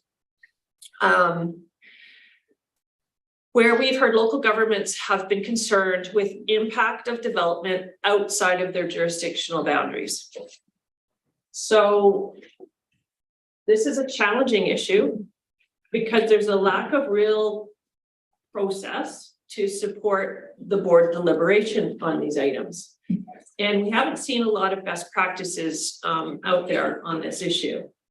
So some issues and questions can be for us to think about and talk about is as we receive large sums of money coming forward, right? And we're going to be seeing those in the future. What is a reasonable approach to validating a claim of impact? So if somebody at the table says, I think this development is going to impact our recreation center or our transit system or whatever, how do we validate that claim? How does the member municipality who perhaps raises this issue meet the nexus test for demonstrating a direct link of the impact to the development? So it's one thing for somebody to say something, but how do we actually validate that and know that, yeah, actually it is a valid issue, it is a valid concern. And in the event that there is a true impact, what options exist to address the impact? Are there other options other than community amenity? Are there things that could relieve that impact? Perhaps low-hanging fruit type solutions, like a service area, creation of a service area to address that issue. Could there be a fee for service? Could user fees be put in place? Could there be resident or non-residence fees? So example, if somebody says, well, I think this is going to impact my library, I think there needs to be some way of proving that, yeah, it is an actual, if this is a real issue. And then are there other options? Could there be library cards issued to residents and to non-residents? Could there be fees? Could there be user fees? Could there be a way of determining that maybe, or requiring residents of that new development to pay a higher fee in order to use that facility? These are just thoughts to sort of stimulate the discussion here today as to sort of how we move forward as we do get more and more money coming before the board. So I'll leave it at that. Just sort of wanting to understand this nexus and proportionality a little bit. So in theory, CACs are meant to be completely voluntary. So being voluntary, arguably you could ignore proportionality and nexus and just move ahead. And so is this saying, the province saying, well, sure, you could legally, but to achieve fairness and equitability, that's why you need to pay attention to nexus or proportionality and nexus, or is it that lawyers have looked at this and said, if you don't do enough on proportionality and so on in that legal gray area, that shows that this is not voluntary anymore, and you're like in legal jeopardy. I'm just trying to understand, like, is it a fairness thing or a legal thing, or? Yeah, I think there's always a concern about cash for zoning, right? And I think those sort of principles were put in place in order to prevent that cash for zoning issue from arising. Director Herker. Yeah, thank you. I was curious about this nexus and proportionality piece and sort of proxy measures. Like you could take some. It may be appropriate to have a community amenity contribution that isn't directly related to the impact, but is acknowledged to effectively offset that impact. You know, like do you know what I mean? So if it's let's use a swimming pool. We'll use a swimming pool. So maybe it's a massive contribution to this one project that is greater than the impact to that. However, that offsets the other impacts in other areas. So like that more global look at it. And when I hear that nexus and proportionality piece, I'm really curious on how if the impact is to these 10 things, and does the policy need to then reflect just little pieces of the 10 things, or one piece that would be acceptable to everybody involved to offset the cumulative effect of the 10? Does that make sense? Sorry. I think so. And just to the chair, Yeah. Our community amenity policy has a long list of items that could be considered an appropriate CAC. Everything from new pumping stations to wastewater treatment plants to arenas to public art to swimming pools to water parks to heritage conservation. It kind of goes on and on. So acceptance of these amenities is really at the discretion of the board. So if somebody just wanted to provide only affordable housing, and that's acceptable to the board, that's fine. Or if it were deemed that something like a new swimming pool is more important, that would be for the board to determine. Right. So then then the board could decide that, oh, we'll accept this contribution to, say, exclusively swimming pool that will effectively offset these nexus effects that down, in other areas. That's sort of but I guess that if that's to the discretion of the board, then that's fine if it's discretion of the board. But just that concept I want to keep front and center, because it's not necessarily some of the concerns to generalize are a cumulative effect across a wide number of services, and just how we address how that's best addressed. And I think that I've heard some pieces around sort of how we quantify that direct impact to those things, that nexus piece. And I just wondered if there's any mechanisms, I guess, on the nexus front that would help us with this and take some of the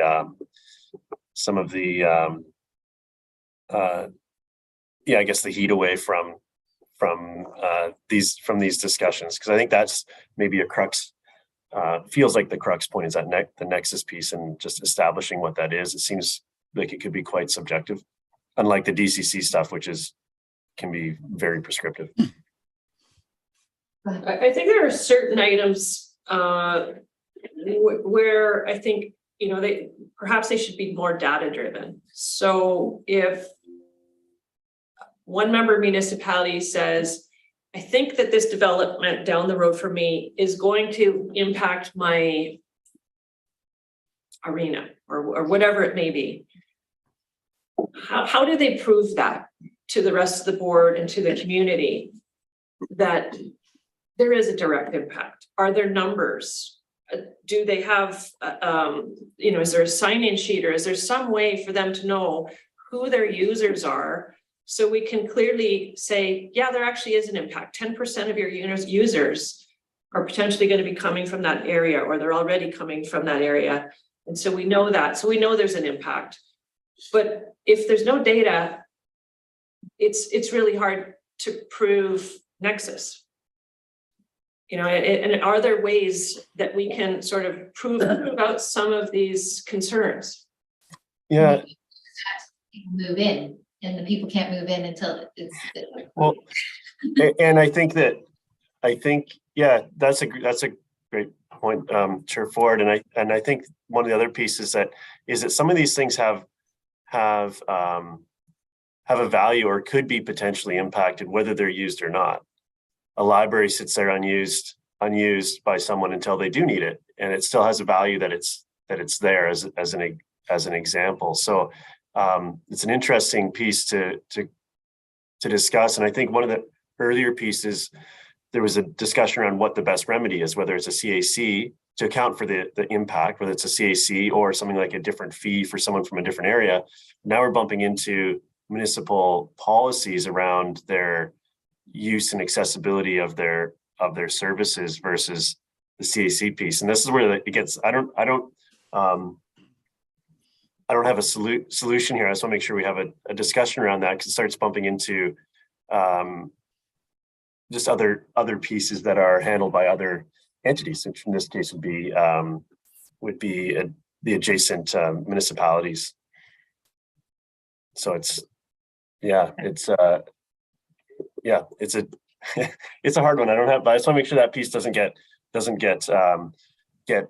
lost a bit. I think that the nexus piece is something that we need to flush out somehow.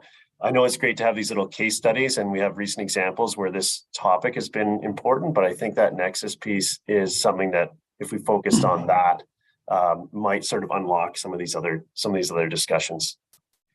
Okay.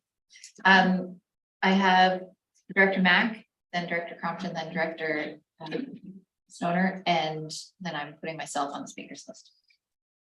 Yeah, I just think that there has to be data available to justify saying that, it's a 50%.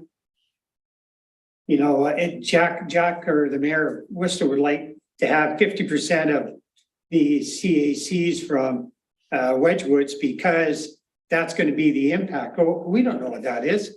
It could be 5%, it could be 95%. So you have to have the data to prove it is an impact. Because there's other amenities being produced in electoral areas that don't have any effect on anybody, maybe regionally. It's the same thing with having people from Pemberton going to Squamish to shop, or going to West Van, where does this end? Because now all of a sudden we could say, oh, well, we're impacting West Vancouver by going to Park Royal. So should we be subsidizing Park Royal? That just gets totally unmanageable, I think. So anyways, there has to be some data to prove that impacts are actually being created wherever they think they're being created, just to start handing money out. I'm going to go to my speakers list. Director Crompton. I circulated a link from the provincial piece that I think is really instructive. I think the way the province wants us to treat this is very similar to the way DCCs are treated. Very similar. And one of their fourth one is apply development cost charge principles. When you read the document, what they really want you to do is not apply these things to lower the cost to construct housing. So that's the key direction. But if you do levy a community amenity cost, this measuring of impact, I think, is, like we've all agreed, somewhat difficult to do. But it's a bit of a smell test. Like, okay, where is 50 houses right here going to impact? And if you are going to apply a community amenity charge, then you are looking at these buildings in this place, where are people going to live in their lives? And I feel like those recommendations from the provincial government around how to use CACs, if you use CACs, are pretty clear. And they state, I want to read their words, not give mine. Why did my computer was on the whole time? And then at the perfect moment, it turned on. Link contributions to impacts of new development. And so if we're not going to make that link, and I think somewhat agree, we can't measure how many people are going to, of people that have moved into Wedge are going to use Gates Lake Park or Rainbow Park. I mean, that's going to be a very difficult thing for us to measure. Well, in fact, just I'll stop you there. We did a survey at Gates Lake Park to see who was using it. Yeah. And the majority of people using it are from the village of Pemberton. Perfect. Very simple. So on a large scale, that makes sense. But I don't think that we can come up with some math to do this, because when you do a CAC, you're doing it in a place at a time, and in the future, people will move in and the impact will happen. In some circumstances, I think it's pretty clear where the people are going to live their lives and where they're going to work and where they're going to be. And I think that's what's being asked of us as we look at these CACs, is what's actually going to happen. And I think we can't do science on this. It's going to be okay, these people look like they're living in this area of our region, and that's where their impact is going to be. Thank you, John. Yeah, thanks. I do think that the concept of trying to validate the claim of impact is really challenging for a few reasons that have been expressed. One is like, we're talking about future patterns of behavior. I also don't think it really serves us necessarily to say, okay, what is the percentage of impact? And oh, my residents are using that part of your amenity, whereas residents from this area are using amenities from that area. It's like, there is a lot of flow through, as you just mentioned, Director Mack. I think what we try and use community amenity contributions for are to achieve the amenities that the region needs to provide livable, comfortable spaces for our residents. And there are some amenities that I think are mostly outlined in the RGS that we're all trying to achieve on a regional basis, where some of the growth that's happening outside the member municipalities is directly impacting or will enable us to achieve regional transit. And then I think the recreation services are the other one, where we know that there is movement happening from one to the other. And so I think if we could actually start to look at narrowing down the list that's in the policy, it might be a more helpful way. If we started to add some language around, okay, developments that are in proximity to member municipalities, these are the issues that we would consider or we would take into consideration as part of the community amenity contribution policy, and then not have it on a like show me by the numbers what percentage of these future residents are actually going to move in, but rather than do it on a proof by proof basis, do it on a what is the vision that we're trying to achieve and how we're going to get there through growth. Mm-hmm. Yeah. I was going to use an example. I have a 40-gallon fish tank, and there's right now 100 fish in it, different sizes. When we add fish, we add bioload to the fish tank. Doesn't tell us where those fish are going to swim in the tank or where we need to put the food, but the overall bioload of adding 100 people or 300 people to a region has an impact. And I think that that's what we're trying to achieve. I would like to get to a place where these CACs are because of the speculative crystal ball nature of these discussions of how people are going to flow in the fish tank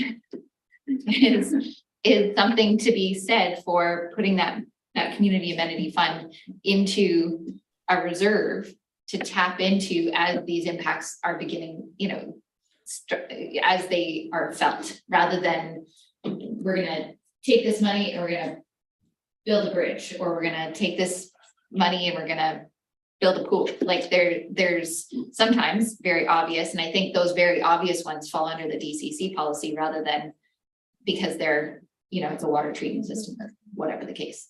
So kind of a cooling off period of, this is the proposal, this is the cost, put the money on the shelf and use it as the impacts are felt, rather than kind of this preemptive, we're gonna do this.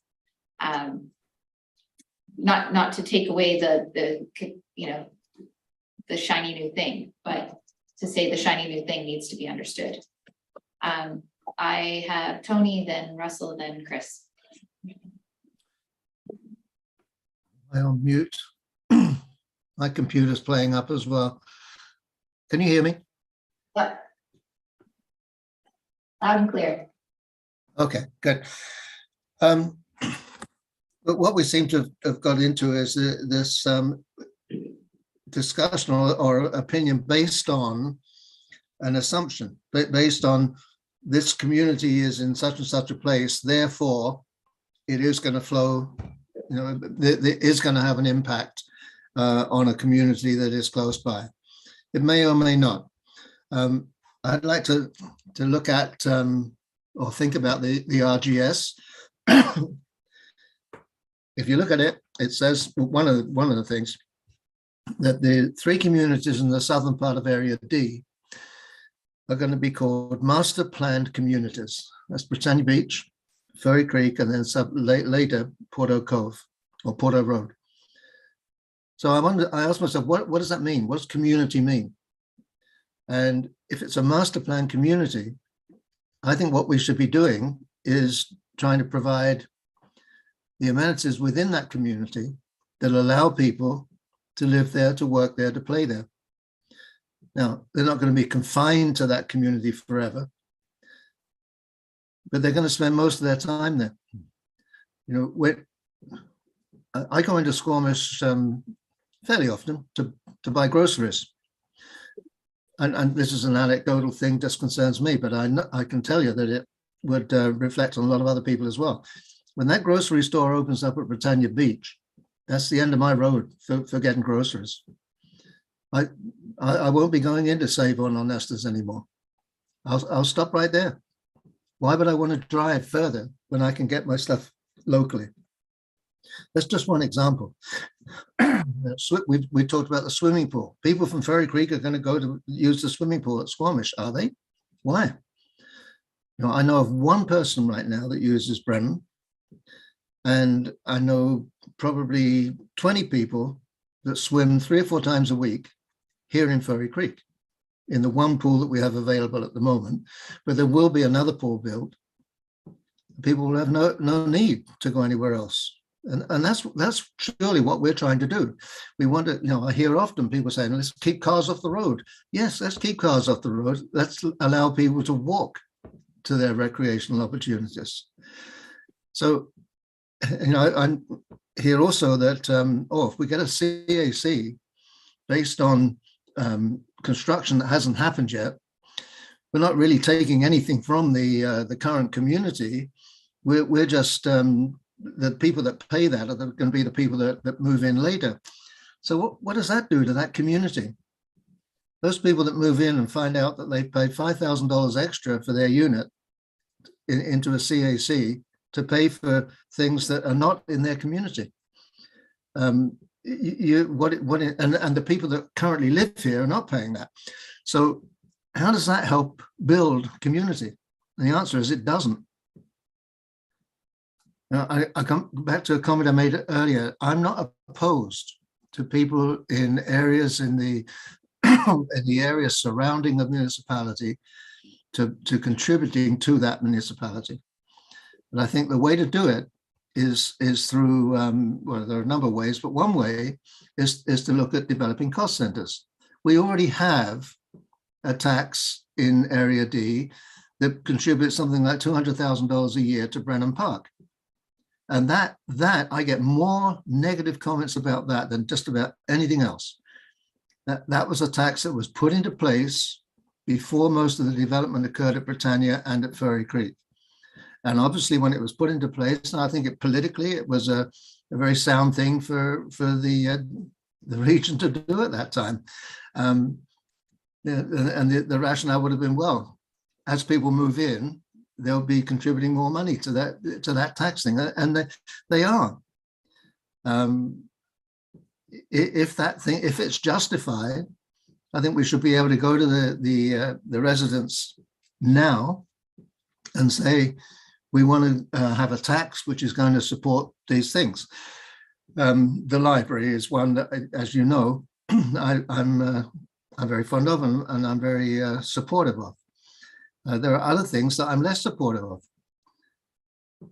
But I think I'm sorry, where was I going with that? The other factor I think that should be considered, Squamish and Whistler and Pemberton, you have tourism bureaus. You're attracting, come to Squamish, come to Whistler. Why? Well, you want people to come and you want them to spend money.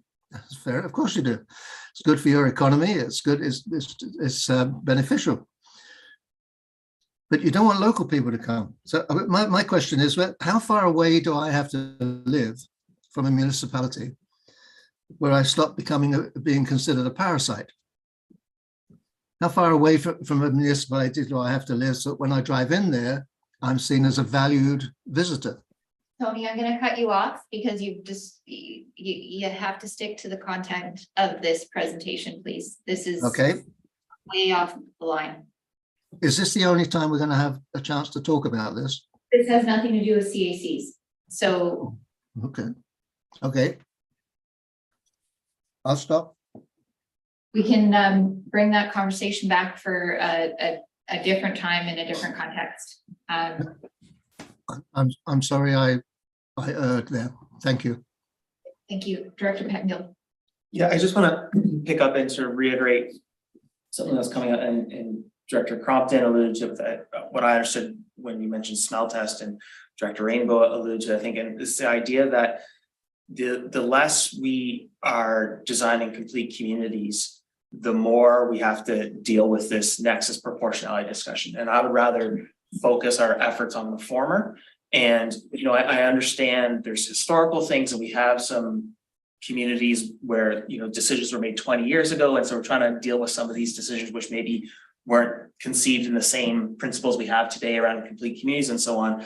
But I hope we don't lose sight of that and sort of burn all of our energy on sorting out nexus and proportionality when we could put that into, let's focus on complete communities as the next developments come forward. Thank you. Director Mack. No, I'll save mine for another time, thanks. Okay. Director Richmond. In 100% full support of complete communities and compact communities and let's get the cards off the road, all the important reasons. So I agree with your intention. I agree with some of the comments that Director Rainbow led with, but realistically, you're not going to have, and I'll use the examples being used right now, you're not going to have a pool, a library, community center, whatever, in Britannia, in Furry Creek, in Squamish, in Porto Cove. So yes, let's build our mailboxes and our corner stores and things like that to keep people off the road and make it as walkable as possible. Fully support that. But we also talk about shared services in the region and being able to work off, not duplicate each other's costs, not duplicate each other's efforts. So I think there's a little bit of both. I think what's come clear to me in this conversation today is, I think that, we need to recognize that there always is an impact. You build a new development, there is going to be an impact, whether it's on the pool, the library, the roads, whatever, the buses, whatever it is, there's going to be an impact. I think we have flushed out that it's almost impossible to measure and have strong data on that before a development's been built. We can use some historical data where available from other existing communities to see how to apply it. I think that's clear. I think, going off of some of the things that Director Rainbow said, it's come clear and clear to me that the goal through the CAC should be, and I think it might have been Jenna that said it, somebody said earlier that the goal through the CACs is to provide services throughout the whole region that everybody wants, needs, and uses. We can't measure exactly, and again, I think we get really into dangerous territory, just like I said about transit earlier, when you start going, well, 10 people go to the library from my community, but only 1 go to the pool, and 5 go to this, and 3 take the bus. So I'm going to pay 3% of the bus, 5% of the pool, 1% of the. That's not a measurable way of doing business. That's not a healthy way of doing business. We as a society provide, we as governments provide services for our people. Some of those get used by some of our people, some of them get used by other people. They are services for the betterment of all of our society. Sometimes we pay for some we don't use. You pay for diking fees, although you don't live in the floodplain. Why should I pay diking fees? Well, it protects your water treatment plant. So, you know, there's all kinds of ways for this conversation to deteriorate into, I use this tiny bit here, my residents use that tiny little bit there, and that tiny little bit there, and I'm going to pay for that. It opens the door for all of us doing that, going, well, my residents only pay for this, so I only want to pay for that. It is a slippery slope. The CACs are in place to build services, to provide services that we need more and more because we have more and more people coming to the region.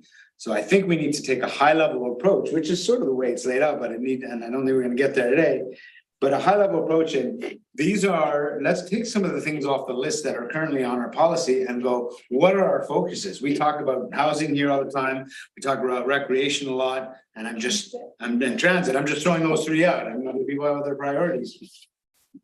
We should focus all CACs on providing those 3 services for the quarter, just as an example. And it's still going to lead to some sticky conversations. It's still going to lead to how does it get proportioned? And I don't have the answer, and I don't think we have the hard data or will ever have the hard data to do it that way. So the whole nexus thing is going to be hard for us to put our fingers on. So I'm not saying it's not worth it. I'm not saying we shouldn't go through this exercise. I'm just saying we're getting into the weeds here where we're going, I use this, my people use that. I think we start at the top with the high vision of these are the things that we want to provide for all of our region and all of our residents.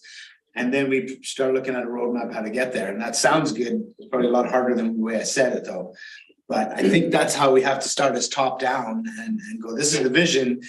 Now we got to start working on towards getting there. And I don't know how we break down the math, but that would be my direction. Director Stoner, then Director Thompson, then Yeah. Director Rainbow. Echo a lot of what Director Richmond just said, and I think just reflecting on some of Director Rainbow's comments as well.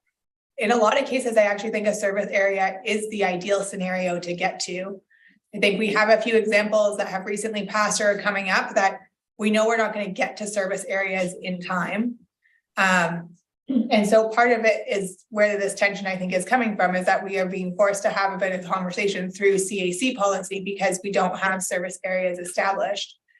But both CACs as well as differentiated user fees don't actually account for some of the biggest challenges with infrastructure over time, which is maintenance and renewal and replacement.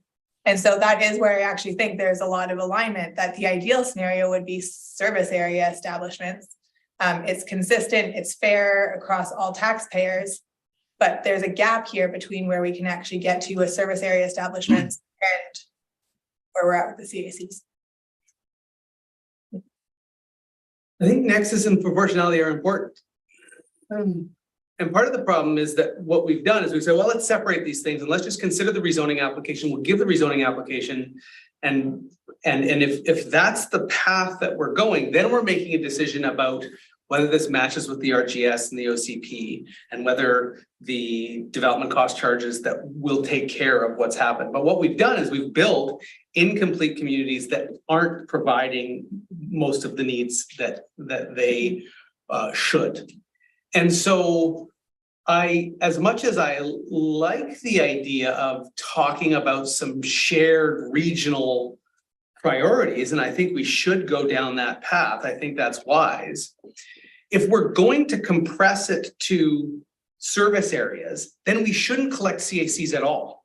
Because I don't think it's like service areas and then we can take our CACs and spend them outside of the principles of proportionality and nexus. That's the direction that we have from the provincial government. So I agree that we should do some of these service areas. I think it's a great idea. Are we now saying that we're not going to collect CACs? I don't think that's what I'm hearing. I'm hearing we want to do these service areas so that we can spend CACs in a way that sort of is different than what's been recommended in all of these documents. And from my perspective, we should do service areas, and we should also spend our CACs according to the principles that are laid out in provincial guidelines to us. And to me, that includes proportionality and nexus. And I think that it's important for us to do both things. Let's get some service areas moving, and let's spend these funds in the ways that we're guided to spend them. Thank you. Director Rainbow. Again, what I'm hearing here is a one-way street, a flow of CACs from electoral areas to municipalities. And that's not how the region works. You know, what about the impact on electoral areas from people in a municipality coming to our area? How is that reflected? You know, we did a brief study 2 years ago now, how many people were on the beach down at Furry Creek. It's a beach that is maintained by volunteers, a beach that we put some money into, and something like 85% of the people there were from Squamish. No problem with that. It's a lovely beach, and there's very few beaches along Howe Sound. But, you know, that's an impact on our community. Another example, we had a situation up at Ring Creek where Sorka wanted to build a parking lot, and they wanted money for it. And I agreed to put in a third. Well, I've ended up putting in 2/3 of the cost there because the District of Squamish has a policy that says they can't use money, tax money, outside of their district.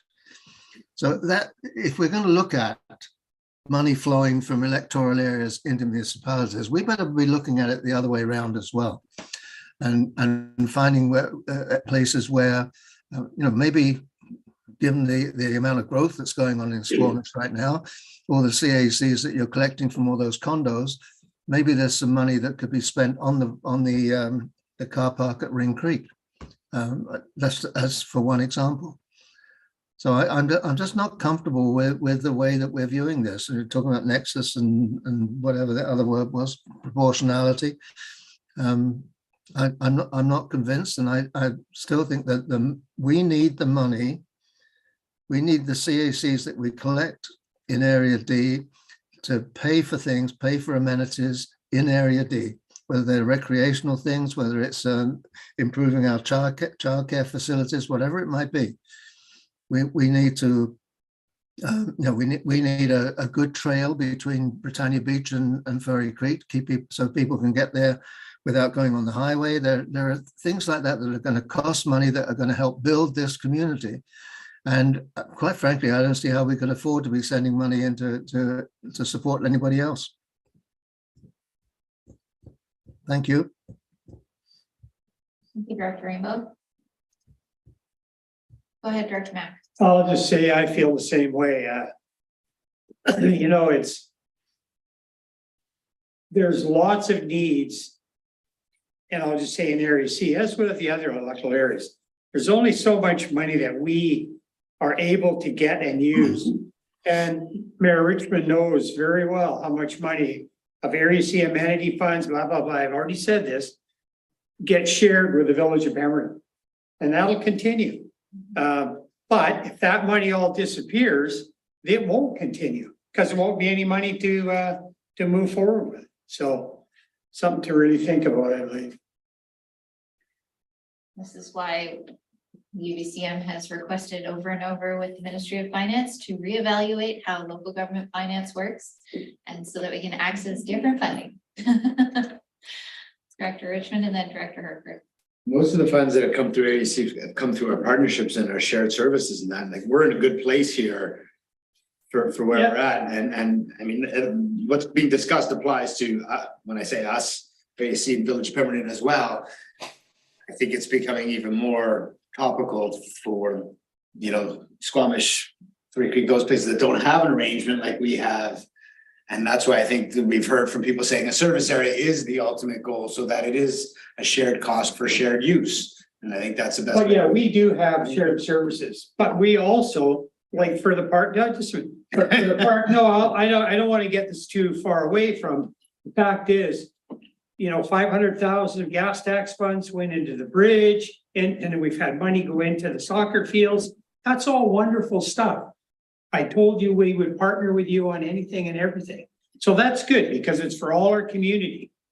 But like I say, if that source of money dries up, then the Area C director, whether it's me or somebody else, is not going to have the ability to partner with you or anybody else in the area for these types of things. Now we're talking, you know, the kids are talking about a swimming pool and, you know, a skating rink and all that stuff. At some point, that money's gonna have to come from somewhere, right? So anyways.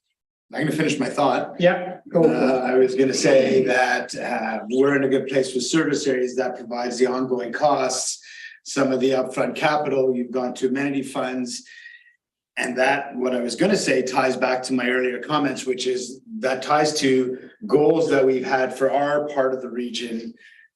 For services we want to provide. So it was tied in, and I think that's ultimately where we want to get with this is an ability for money to flow in a couple of ways. One, service areas again, I think is the best way to control it, but the fact is it has worked. What you just said has worked. It has allowed us to partner up and provide some services in a unified way for our vision. That's what the CACs need to do. If they are spent solely in the area, which you haven't done, you've partnered up on some of this stuff, then these thin projects won't get done. So the need, and we all talked about our own infrastructure needs, recreational needs, we all have them, we all have different challenges.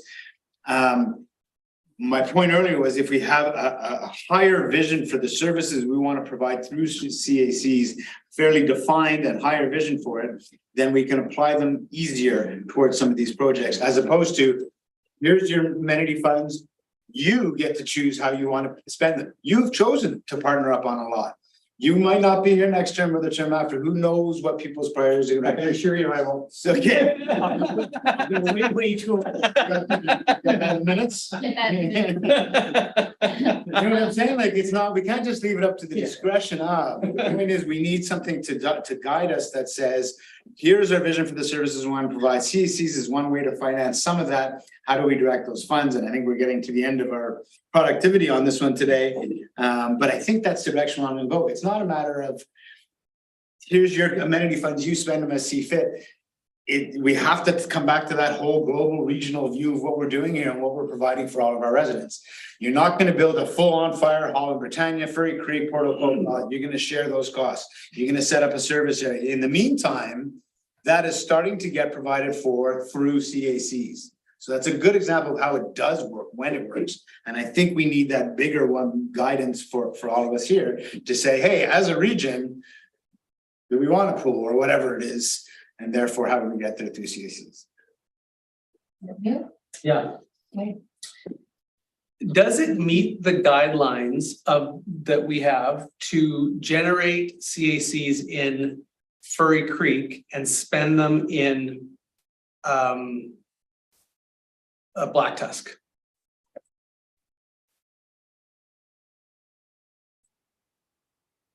Can you spend CACs? You can. I'm saying, when you look at that, does that meet the nexus and proportionality tests to generate some CACs in Furry Creek and spend them in Black Tusk? I can give an example if you like. So back in about 2007, when Wedgwoods was first approved for the first 108 lots that you see underway right now. Through that rezoning, it was negotiated that Wedgwoods would pay $2.49 million to the Electoral Area C Recreational Facilities Reserve. They also paid $350,000 to the SLRD Park Reserve Fund. part of that 2.49 million that went to Area C, to the reserve fund, ended up paying off or paying a large part of the outstanding mortgage for the Pemberton and Electoral Area C Recreation Center. So the money actually landed in a member municipality. Can I add some clarity to that? Because the village of Pemberton then added a parcel tax for 3 years for $150 per household to match that and pay their share. So just so we're clear that this wasn't amenity funds being dumped in Pemberton, it was matched by residents. So that's. That was agreement between that director and your. Whatever, I just want to paint the full picture that it wasn't money from solely from. I'm just saying, we might have done things differently in the past. The guidelines are proportionality and nexus, and I think the answer probably is no, that you wouldn't generate a bunch of amenity funds in Furry Creek, because to your point, Director Rainbow, people in Furry Creek would maybe be upset to learn that there's a whole bunch of, library being built in Black Tusk Village with amenity funds generated in Furry Creek. I do think we should take proportionality and nexus seriously when we make these decisions. I'm not quite sure what the point was there about the library, but It was a hypothetical. Director Needham? I'll just add, thank you, Chair. I think that is a really interesting question, and I think that is a question that might be asked to our legal counsel just to get some additional input onto that. Okay, I've got Director Herford, and then I have a motion that I would like to put on the. Thank you. I think when I step back a bit further and think about regional approach to things, which is how I view what we're all kind of gathered here today and to do, I think about, say, affordable housing. In Squamish, the municipalities prioritize that affordable housing and having the units created to address our housing needs. Now, that obviously impacts the adjacent areas. The residency is not necessarily, anyone's available to us. So if we make leaps and bounds of progress in affordable housing, we're going to have folks that need somewhere to live that will move there from adjacent municipalities. Even I know we have folks that move down from Whistler to come into some of our affordable housing, and that's totally fine. But the reason, if we look directly at the housing piece, I think the CAC conversation gets easier when we have a regional piece really looking at that affordable housing as an example. But that is a piece that we've prioritized in multiple municipalities and in the policy here. So how we address that, and that's to ensure that we don't have the spillover. And it goes both ways to a lot of the points that I've heard.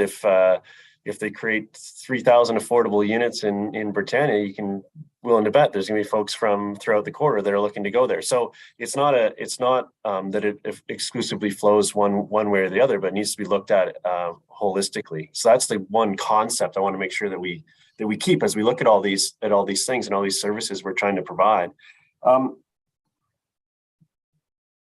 I know that municipalities have work to do to figure out how to interface with this discussion and make sure that we're doing this in the most productive way. And where it says in the policy, it says something along the lines of the area director taking the lead on the discussion. I think that there's room to support that on both from the municipalities and the SLRD to make sure that we're getting it to the right spot. And in some cases, it may be totally appropriate that there isn't a CAC that does get contributed to a municipality. And I think that's totally fine outcome, but just sort of that mechanism. And I don't know if municipal directors have some opinions on how we can direct or facilitate municipal staff engaging in that too, to make sure that there is to help us with this. So it's not just opinions around the table. Because I know that's feels like that's been a challenge in the past. So there's a bit more systemic pieces to do that can maybe take some of the heat out of this as far as the nexus and proportionality piece, which I think is important, but is hard to quantify. But we do that internal to our municipality as well. So I'm sure that those similar principles can be applied outside of that without, you know, being there as sort of wringing our hands that, oh, this is a new funding source for all these things that we want to do that are just, how much can we extract from this for ourselves? That's not the case at all. It's just how do we really look at the regional impact of having more fish in the tank, to use Chair Ford's example. And I think that we can do some work with particularly the housing piece. I think a regional approach there is critical and touches into this policy as well. So I think there's other things that we can do that, if done well, can take some of the heat out of this CAC or advise the actions of the CAC policy. It's not a standalone, is my point. Okay. Director Ringo? I just want to toss something back at Jack. We're not thinking of building a library at Black Tusk or anything like that, but I am talking to sorry, just a minute. I am talking to Hillary about expansion of the Squamish library services to provide mobile service to communities in Area D, for which we would be more than happy to contribute. Well, we want to pay for it. So that's that. And then if we want to spend money that's raised in Furry Creek somewhere else in Area D where it's desperately needed, then I think we could put $1 million or so into building a road out at Paradise so that those people improve our Sea to Sky Trail, and those people would have somewhere to be able to drive into their homes like the rest of us can. Anyway, thank you, everybody. Okay, I think everything has been said that we can say on the current topic, and I would like to wrap this up. I'll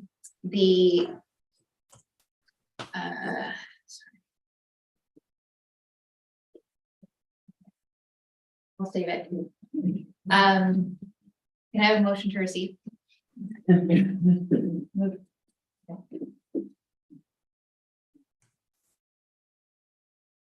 don't need a motion to receive. This was a workshop. We rejected your motion. I didn't take a seconder. Thank you, everyone, for that. That was okay. All right, we're moving along. We are at 6.1 Chair's verbal update. I have said all I'm going to say today. Any late business that needs to be added? No. Could I have someone move adjournment of this committee of the whole? Moved by Swanner, seconded by Director Richmond. Go ahead, Tony. Oh, it's moving adjournment. Don't leave yet. Not done yet. Okay, I will now call back to order the regular business, continuation of the board meeting from yesterday. And can I have someone move that we go into closed, please? Moved by Director Stoner, seconded by Director Pettengill. Anyone opposed? Motion carried.